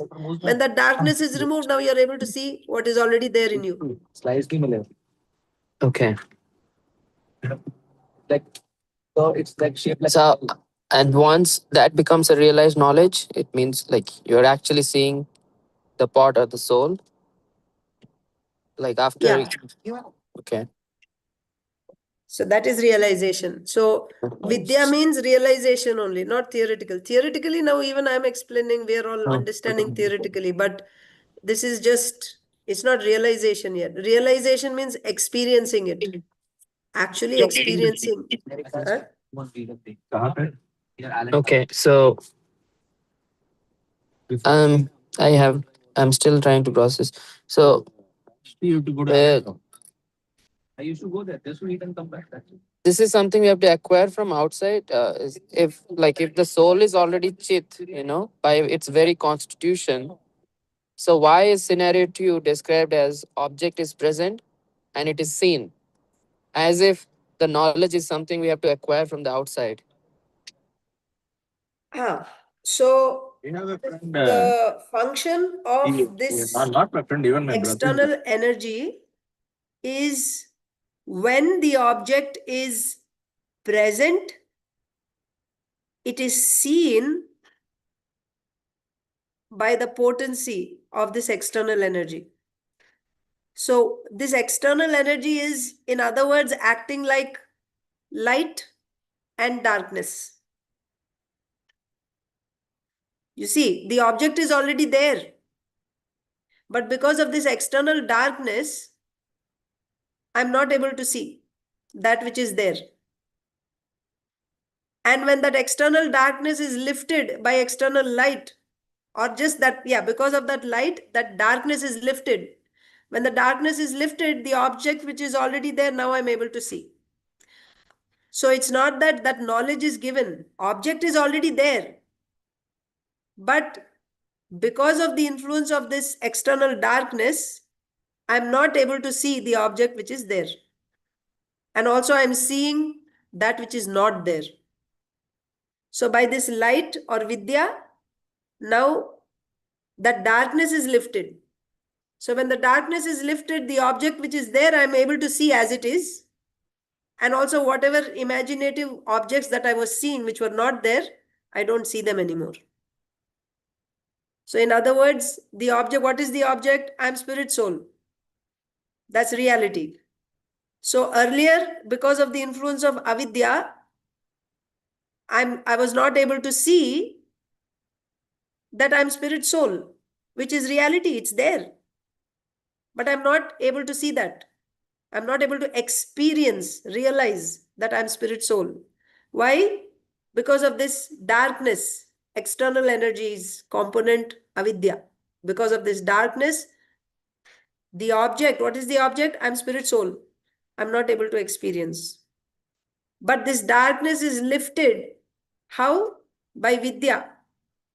So then in vidya, when the darkness is lifted, the object which is already there, that I'm spirit soul, I'm able to experience now. And when I'm experiencing that I am spirit soul, earlier when I was in avidya, because of the darkness, not only was I not seeing the object which is there, but I was also seeing imaginative objects. Like I'm seeing myself as this body, I'm from this community, this is my caste, and so on, whatever. All these things I'm identifying myself. But those are all like snakes and scorpions. They're not me. But because of avidya, I was imagining and seeing all those things. Now, when that darkness is lifted, that avidya is replaced by vidya. Because of light, the darkness is removed. I'm seeing the object which is there, that I'm soul. And also, I'm not seeing all those other imaginative things. Oh, I'm this and I'm that and I'm that. All these designations that I have, I don't see any of those things because of vidya. Because of this light, all those imaginative things, it just becomes clear. No cloudiness anymore. So this is all the path of jnana, Yes, and this is the path and of in jnana. bhakti it operates completely different. In bhakti, what happens is we have to come to the point of surrender to Krishna. That's our, so the qualification for jnana to begin, like, so you see, all conditioned souls are eligible to do karma. Conditioned souls means they're eligible to do karma. Then using that karma, I have to get the qualification to give up karma and begin jnana or bhakti, so that I'll get my ultimate goal of paratattvam, realizing absolute truth. So for me to give up karma and begin jnana, I need a qualification. What is that qualification? This vidya. I have to get that vidya in jnana path. Once I get vidya, I give up karma and I'll do only jnana sadhanas. It continues like that. What about in bhakti? In bhakti, the qualification is dhrida shraddha. Dhrida shraddha in what? Dhrida shraddha that I am a servant of Krishna. Krishna is the Supreme Personality of Godhead. My only identity is I'm a servant. I'm not Indian, I'm not American, I'm not wife, mother, daughter, sister, nothing, none of these things. And I'm not, software engineer or lawyer or doctor or nothing. These are all those imaginative snakes and scorpions under avidya I'm imagining. So, there, by Nishkama Karma Yoga, you're trying to purify your heart of this ignorance, avidya, and then come to vidya. In bhakti, what you do, you have to, in bhakti, the qualification is faith. How do you get faith? Faith you get by hearing the glories of Krishna, hearing the glory of bhakti. The more you hear from authentic sources, just like if you want to get a job in some company or you're looking for a job, you hear from different people. And then, this company, that company, that company, and then you hear more and more, get more and more information about that company, their history, and how many layoffs, and this and that. And finally, when you get confidence, okay, I can go, they can, I think this is a stable situation. I make my calculations. That means you get some faith. So in Krishna, to do Bhakti Yoga also, the qualification, the only qualification, Shraddha Matram, right? You only need faith. But that faith has to be Sudrida, right? Firm faith, not fragile. It has to be firm faith. To get that faith, you have to hear. You have to hear the glory of Bhakti. You have to hear the glory of Krishna. That's the process for us. Not Nishkama Karma Yoga, by which my heart is purified. That's not the method for Bhakti Yoga. However, until and unless you're qualified to do Bhakti, when I say Bhakti, I mean only Bhakti. After you get Dhrida Shraddha, no need to do karma or anything. Only Bhakti. It's a different thing that you still do karma to set example to others. That's a whole different story. Like Yudhishthir Maharaj, everybody, all pure devotees, you will see most, not all, but majority, you'll see many in our Bhagavatam. They're all still doing their duties in this world. Duties means not because I need to do my duty, to set example to the world. Because they already got Dhrida Shraddha. Jivera Swarupa Hoy Krishnera Nityadas. I am a servant of Krishna. I don't need to. I'm not Brahmana, Kshatriya, Vaishya, Shudra. I'm not Grihastha, Sannyasi, Vanaprastha, Brahmachari. None of these things. They know that, they are convinced about that. That is Dhrida Shraddha. Still they're doing duties. Srila Bhaktivinoda Thakur is, a judge, magistrate, a husband and a father. He's doing. Srila Prabhupada, right? So what? That means they feel that I have to do my Grihastha Dharma, otherwise I will get sin. No. That is to set example to everyone else. But what is their consciousness? 24/7, either chanting or thinking or actively working for Krishna's mission, pushing forward this mission. So, Dhrida Shraddha you need to do pure devotional service. But if I don't have Dhrida Shraddha, then what should I do? My qualification is to do karma only, no? Conditioned soul has to do karma. So I'm giving you a comparison between Jnana Yoga, Bhakti Yoga. Because I didn't get Dhrida Shraddha and I cannot do 24 hours Bhakti now, so I have to do karma. And that karma also, what kind of karma I should do? Karma means Veda Pranihito Dharma. That which is given by Vedas, that is only dharma, that is karma. Whatever is enjoined by Shastra, that type of dharma I should do, karma I should do. But my goal is what? I want to get Dhrida Shraddha. So then how I should do that karma? I should do that karma because I didn't get Dhrida Shraddha yet, but I should simplify it as much as possible, just for basic maintenance, little bit. If you have 24 hours, just keep it short, few hours a day.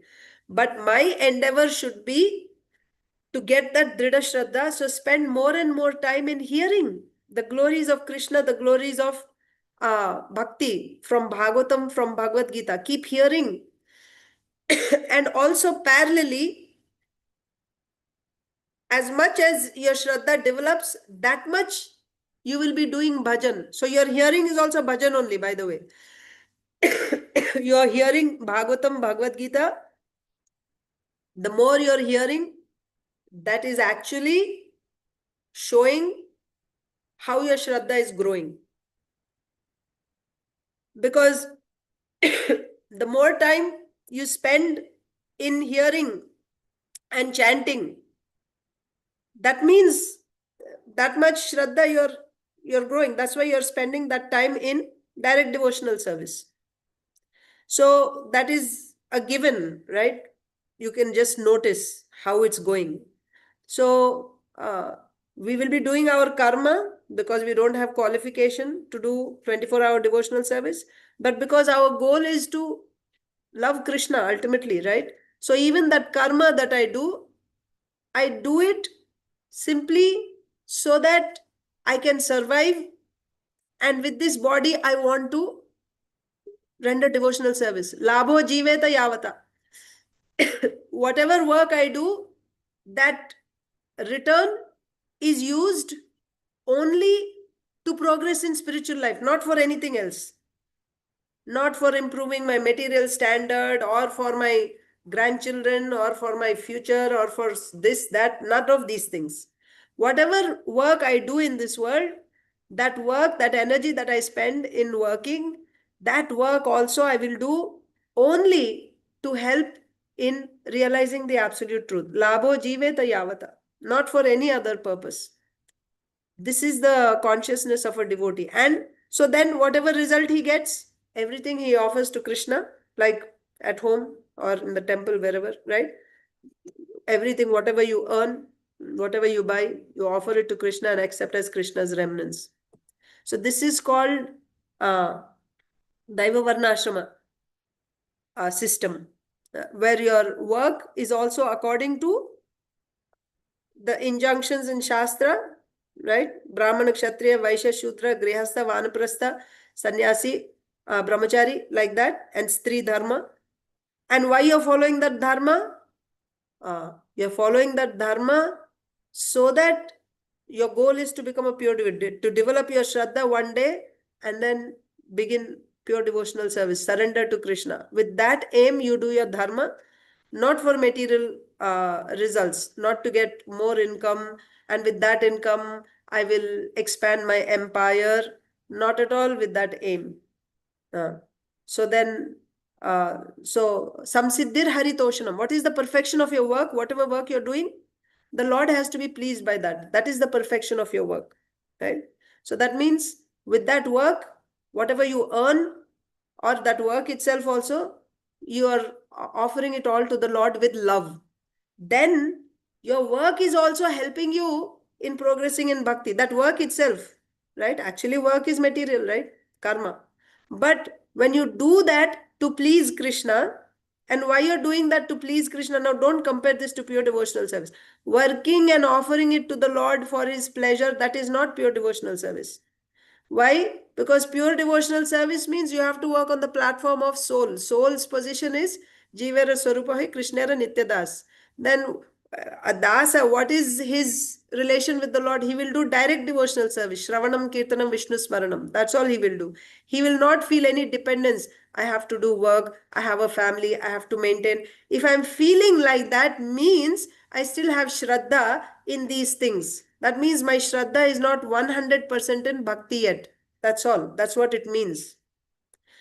But then you will say, what about Bhaktivinoda Thakur? What about Srivas Pandit? What about, all these Acharyas, Srila Prabhupada? They were also Grihasthas. Yes, but what is their consciousness? They were not identifying, this is my family, this is my child, this is my home, this is my property. No, they were always Krishna, Krishna, Krishna, Krishna. This is all just external to show the world.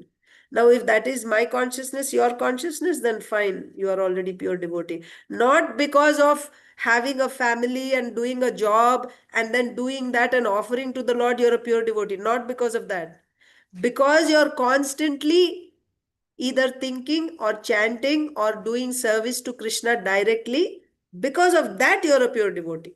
Not because you're working some job and with that money you're offering to the temple or worshipping, therefore you're a pure devotee. That is not correct Siddhanta.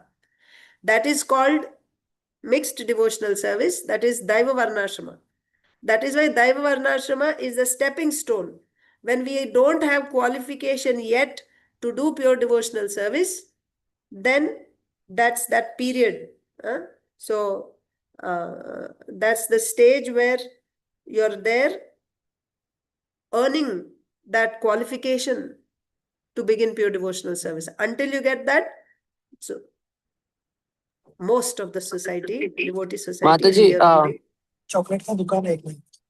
Mataji, Yeah. this is the verse in Bhagavad Gita. Tesam eva anukampartham aham ajnanatam jana. Ahamagyānajam tamaḥ. Nasya Nāśayāmi ātmabhāvasto bhavasto jnanadīpena jnanadipena. bhāsvata. To show them special mercy, I dwelling in their hearts destroy with the shining lamp of knowledge the darkness born of ignorance. So what? So Krishna is saying here, like he within the heart of a person, he's destroying that darkness with the lamp of knowledge. I thought this verse was quite apt for whatever we were discussing today. Plus, um, if Krishna is saying that he destroys the darkness with the jnana, for those who are devoted, does this mean that the vidya of scenario 2, which is actually a uh, byproduct of surrender, maybe? No. Actually, this jnana is different jnana. Here, jnana is that this is after one begins pure devotional service. Yeah, okay. And he crosses all the stages, crosses anartha nivritti, nishta ruchi, asakti. And then now he has this question and maybe even bhava after that also. But I'm not sure if it is in bhava or after bhava stage, but like very advanced stage of bhakti, the devotee gets a doubt in his heart all the time. Will I ever experience the Lord? Will I ever directly experience the Lord? Like I will see him, I will meet the Lord. He has that question all the time, that devotee at that stage. So, nāśayāmi ātmabhāvasto jnana dīpena bhāsvata. So I personally remove that doubt. That doubt is compared to that ajnana or that darkness or that ignorance. That doubt that this devotee has, will I ever see Krishna? But That doubt. we understand Bhagavad Gita as the beginner, uh, big, it's an ABC of spiritual knowledge, like it beginner's guide.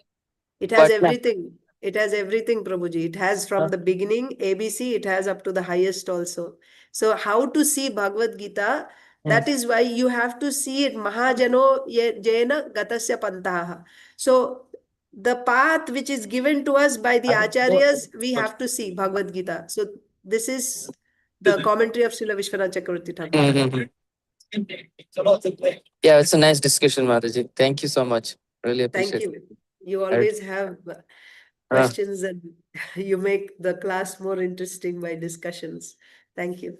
So we will end here. Thank you all, dear devotees. Thank you so much. Mataji, Thank Hare you. Krishna, Mataji. Hare Yes, Swati Mataji. I also missed the first of Mataji. From second half I joined because of an internet issue. Can you share the notes also, Mataji? I will share. Yes, Mataji. Again, I will hear Mataji. Again, second time I will hear.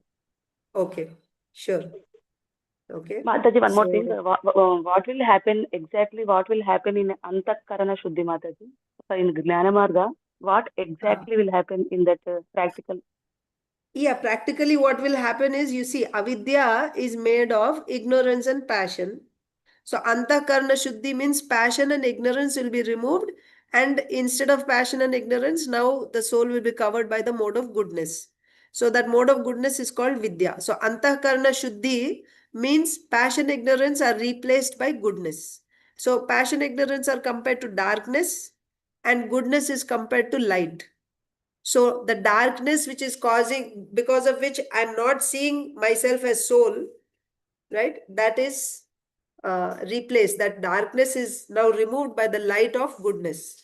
So antakarna shuddhi means avidya is now removed and the soul is covered by vidya. That's what is happening in antakarna shuddhi. And how it happens? By nishkama karma yoga. They have to practice nishkama karma yoga. That's how. Okay. Yes, Mataji. In Nishkama Karma Yoga, again, they should not be labha, means fame and defame, and they should not. They should be in equipoise state, no, Mataji. Yes, This Nishkama Karma Yoga means, Nishkama Karma Yoga means, because you have qualification. Yes, Prabhuji, thank you. You have qualification to do karma only, right? Conditioned soul has qualification to do karma, but that karma has to be done in a particular consciousness. What is that consciousness? Normally, in the conditioned state, people do karma to get dharma, artha, kama, right? You do dharma, karma, same. You do dharma to get artha. And artha, you want to, with that artha, you want to enjoy in various ways. That's why people do dharma. But nishkama karma yoga means now it is yoga. Now you don't do karma for artha.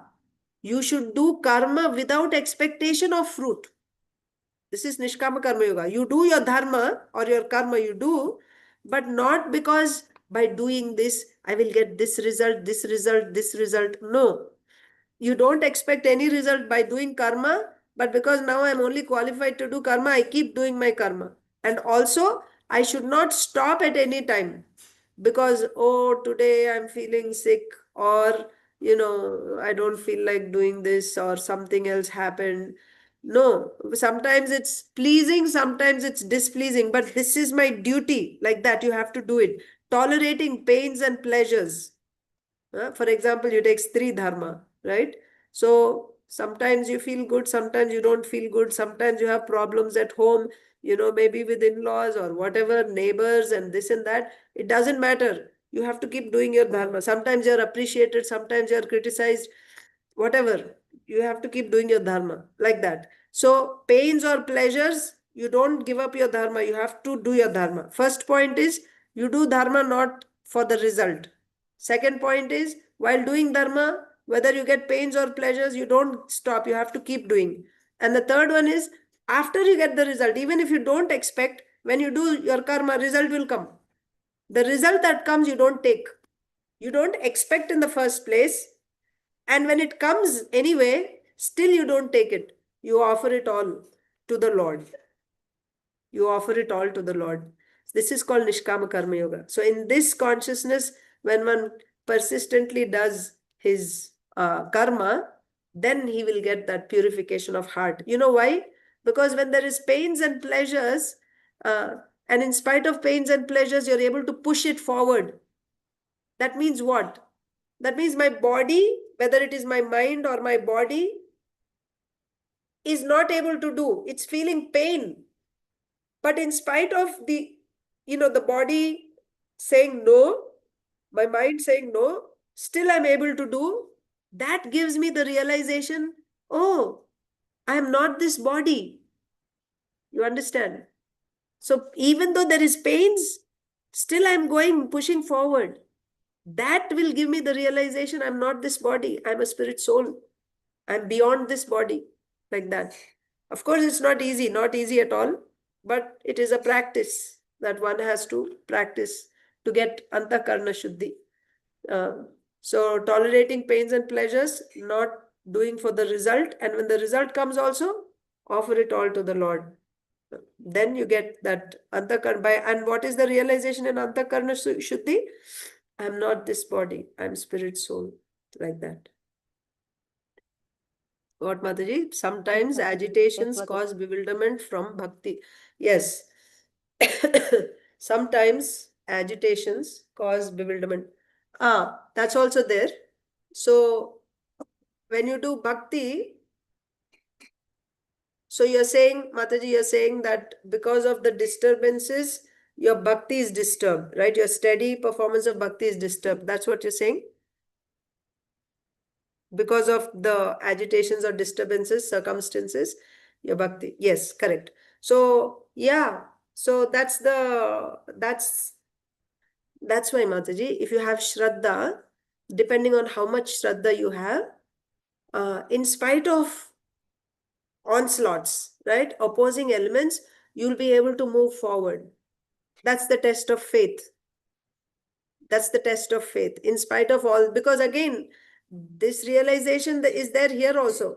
I'm not, this body, not this body. That means any designation coming from this body. I'm spirit soul. That is for Gyanis. For Bhaktas, not just that I'm spirit soul. For Bhaktas, I'm a servant of Krishna.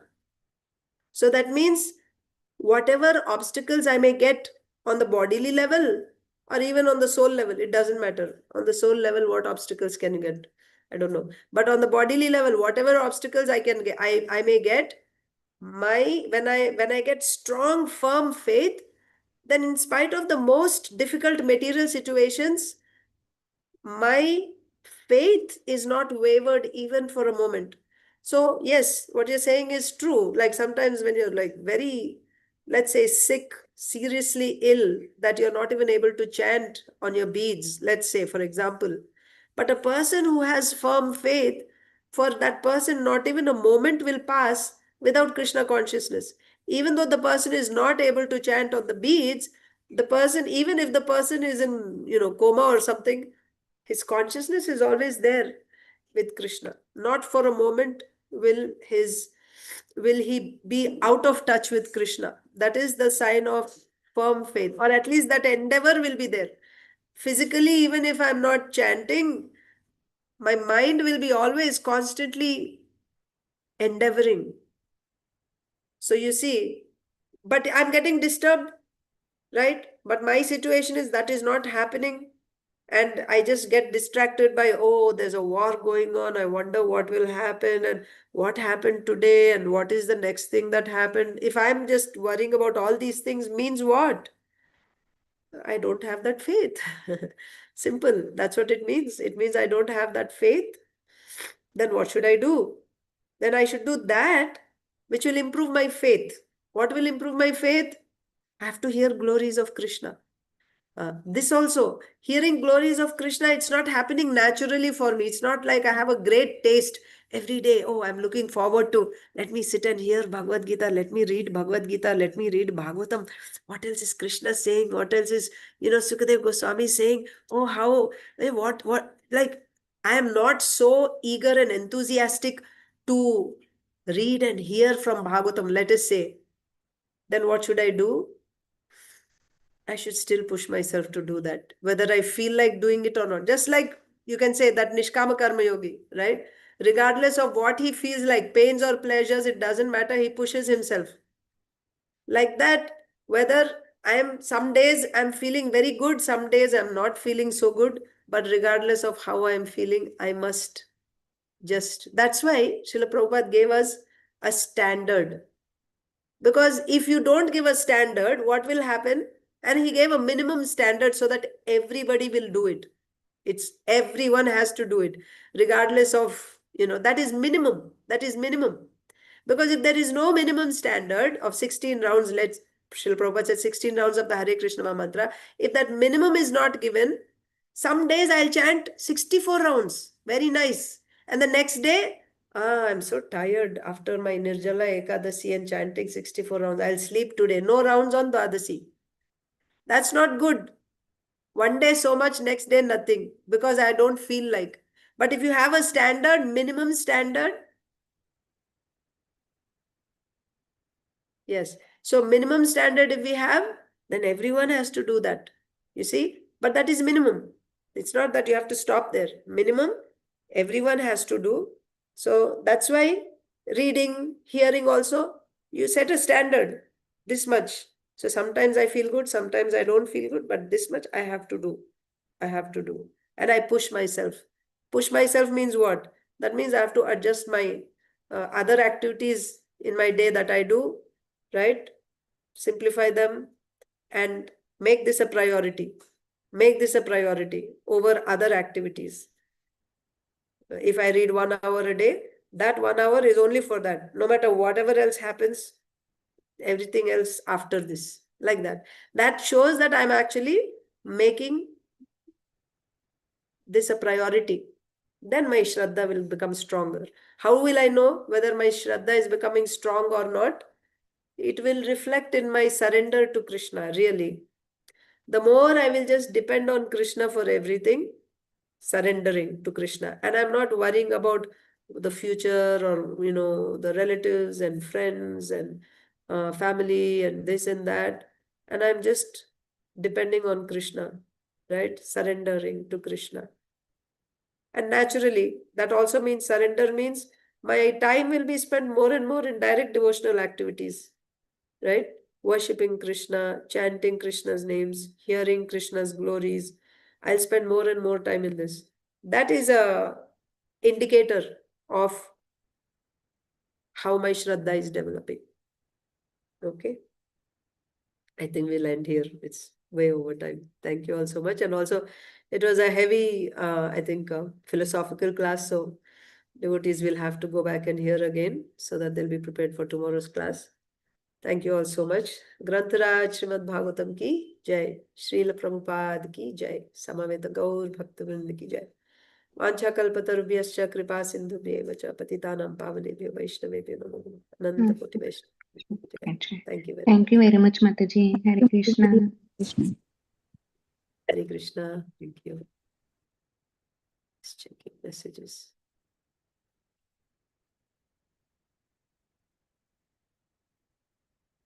Yes, Mataji. Yes, thank you very much. Hare Krishna. All the best.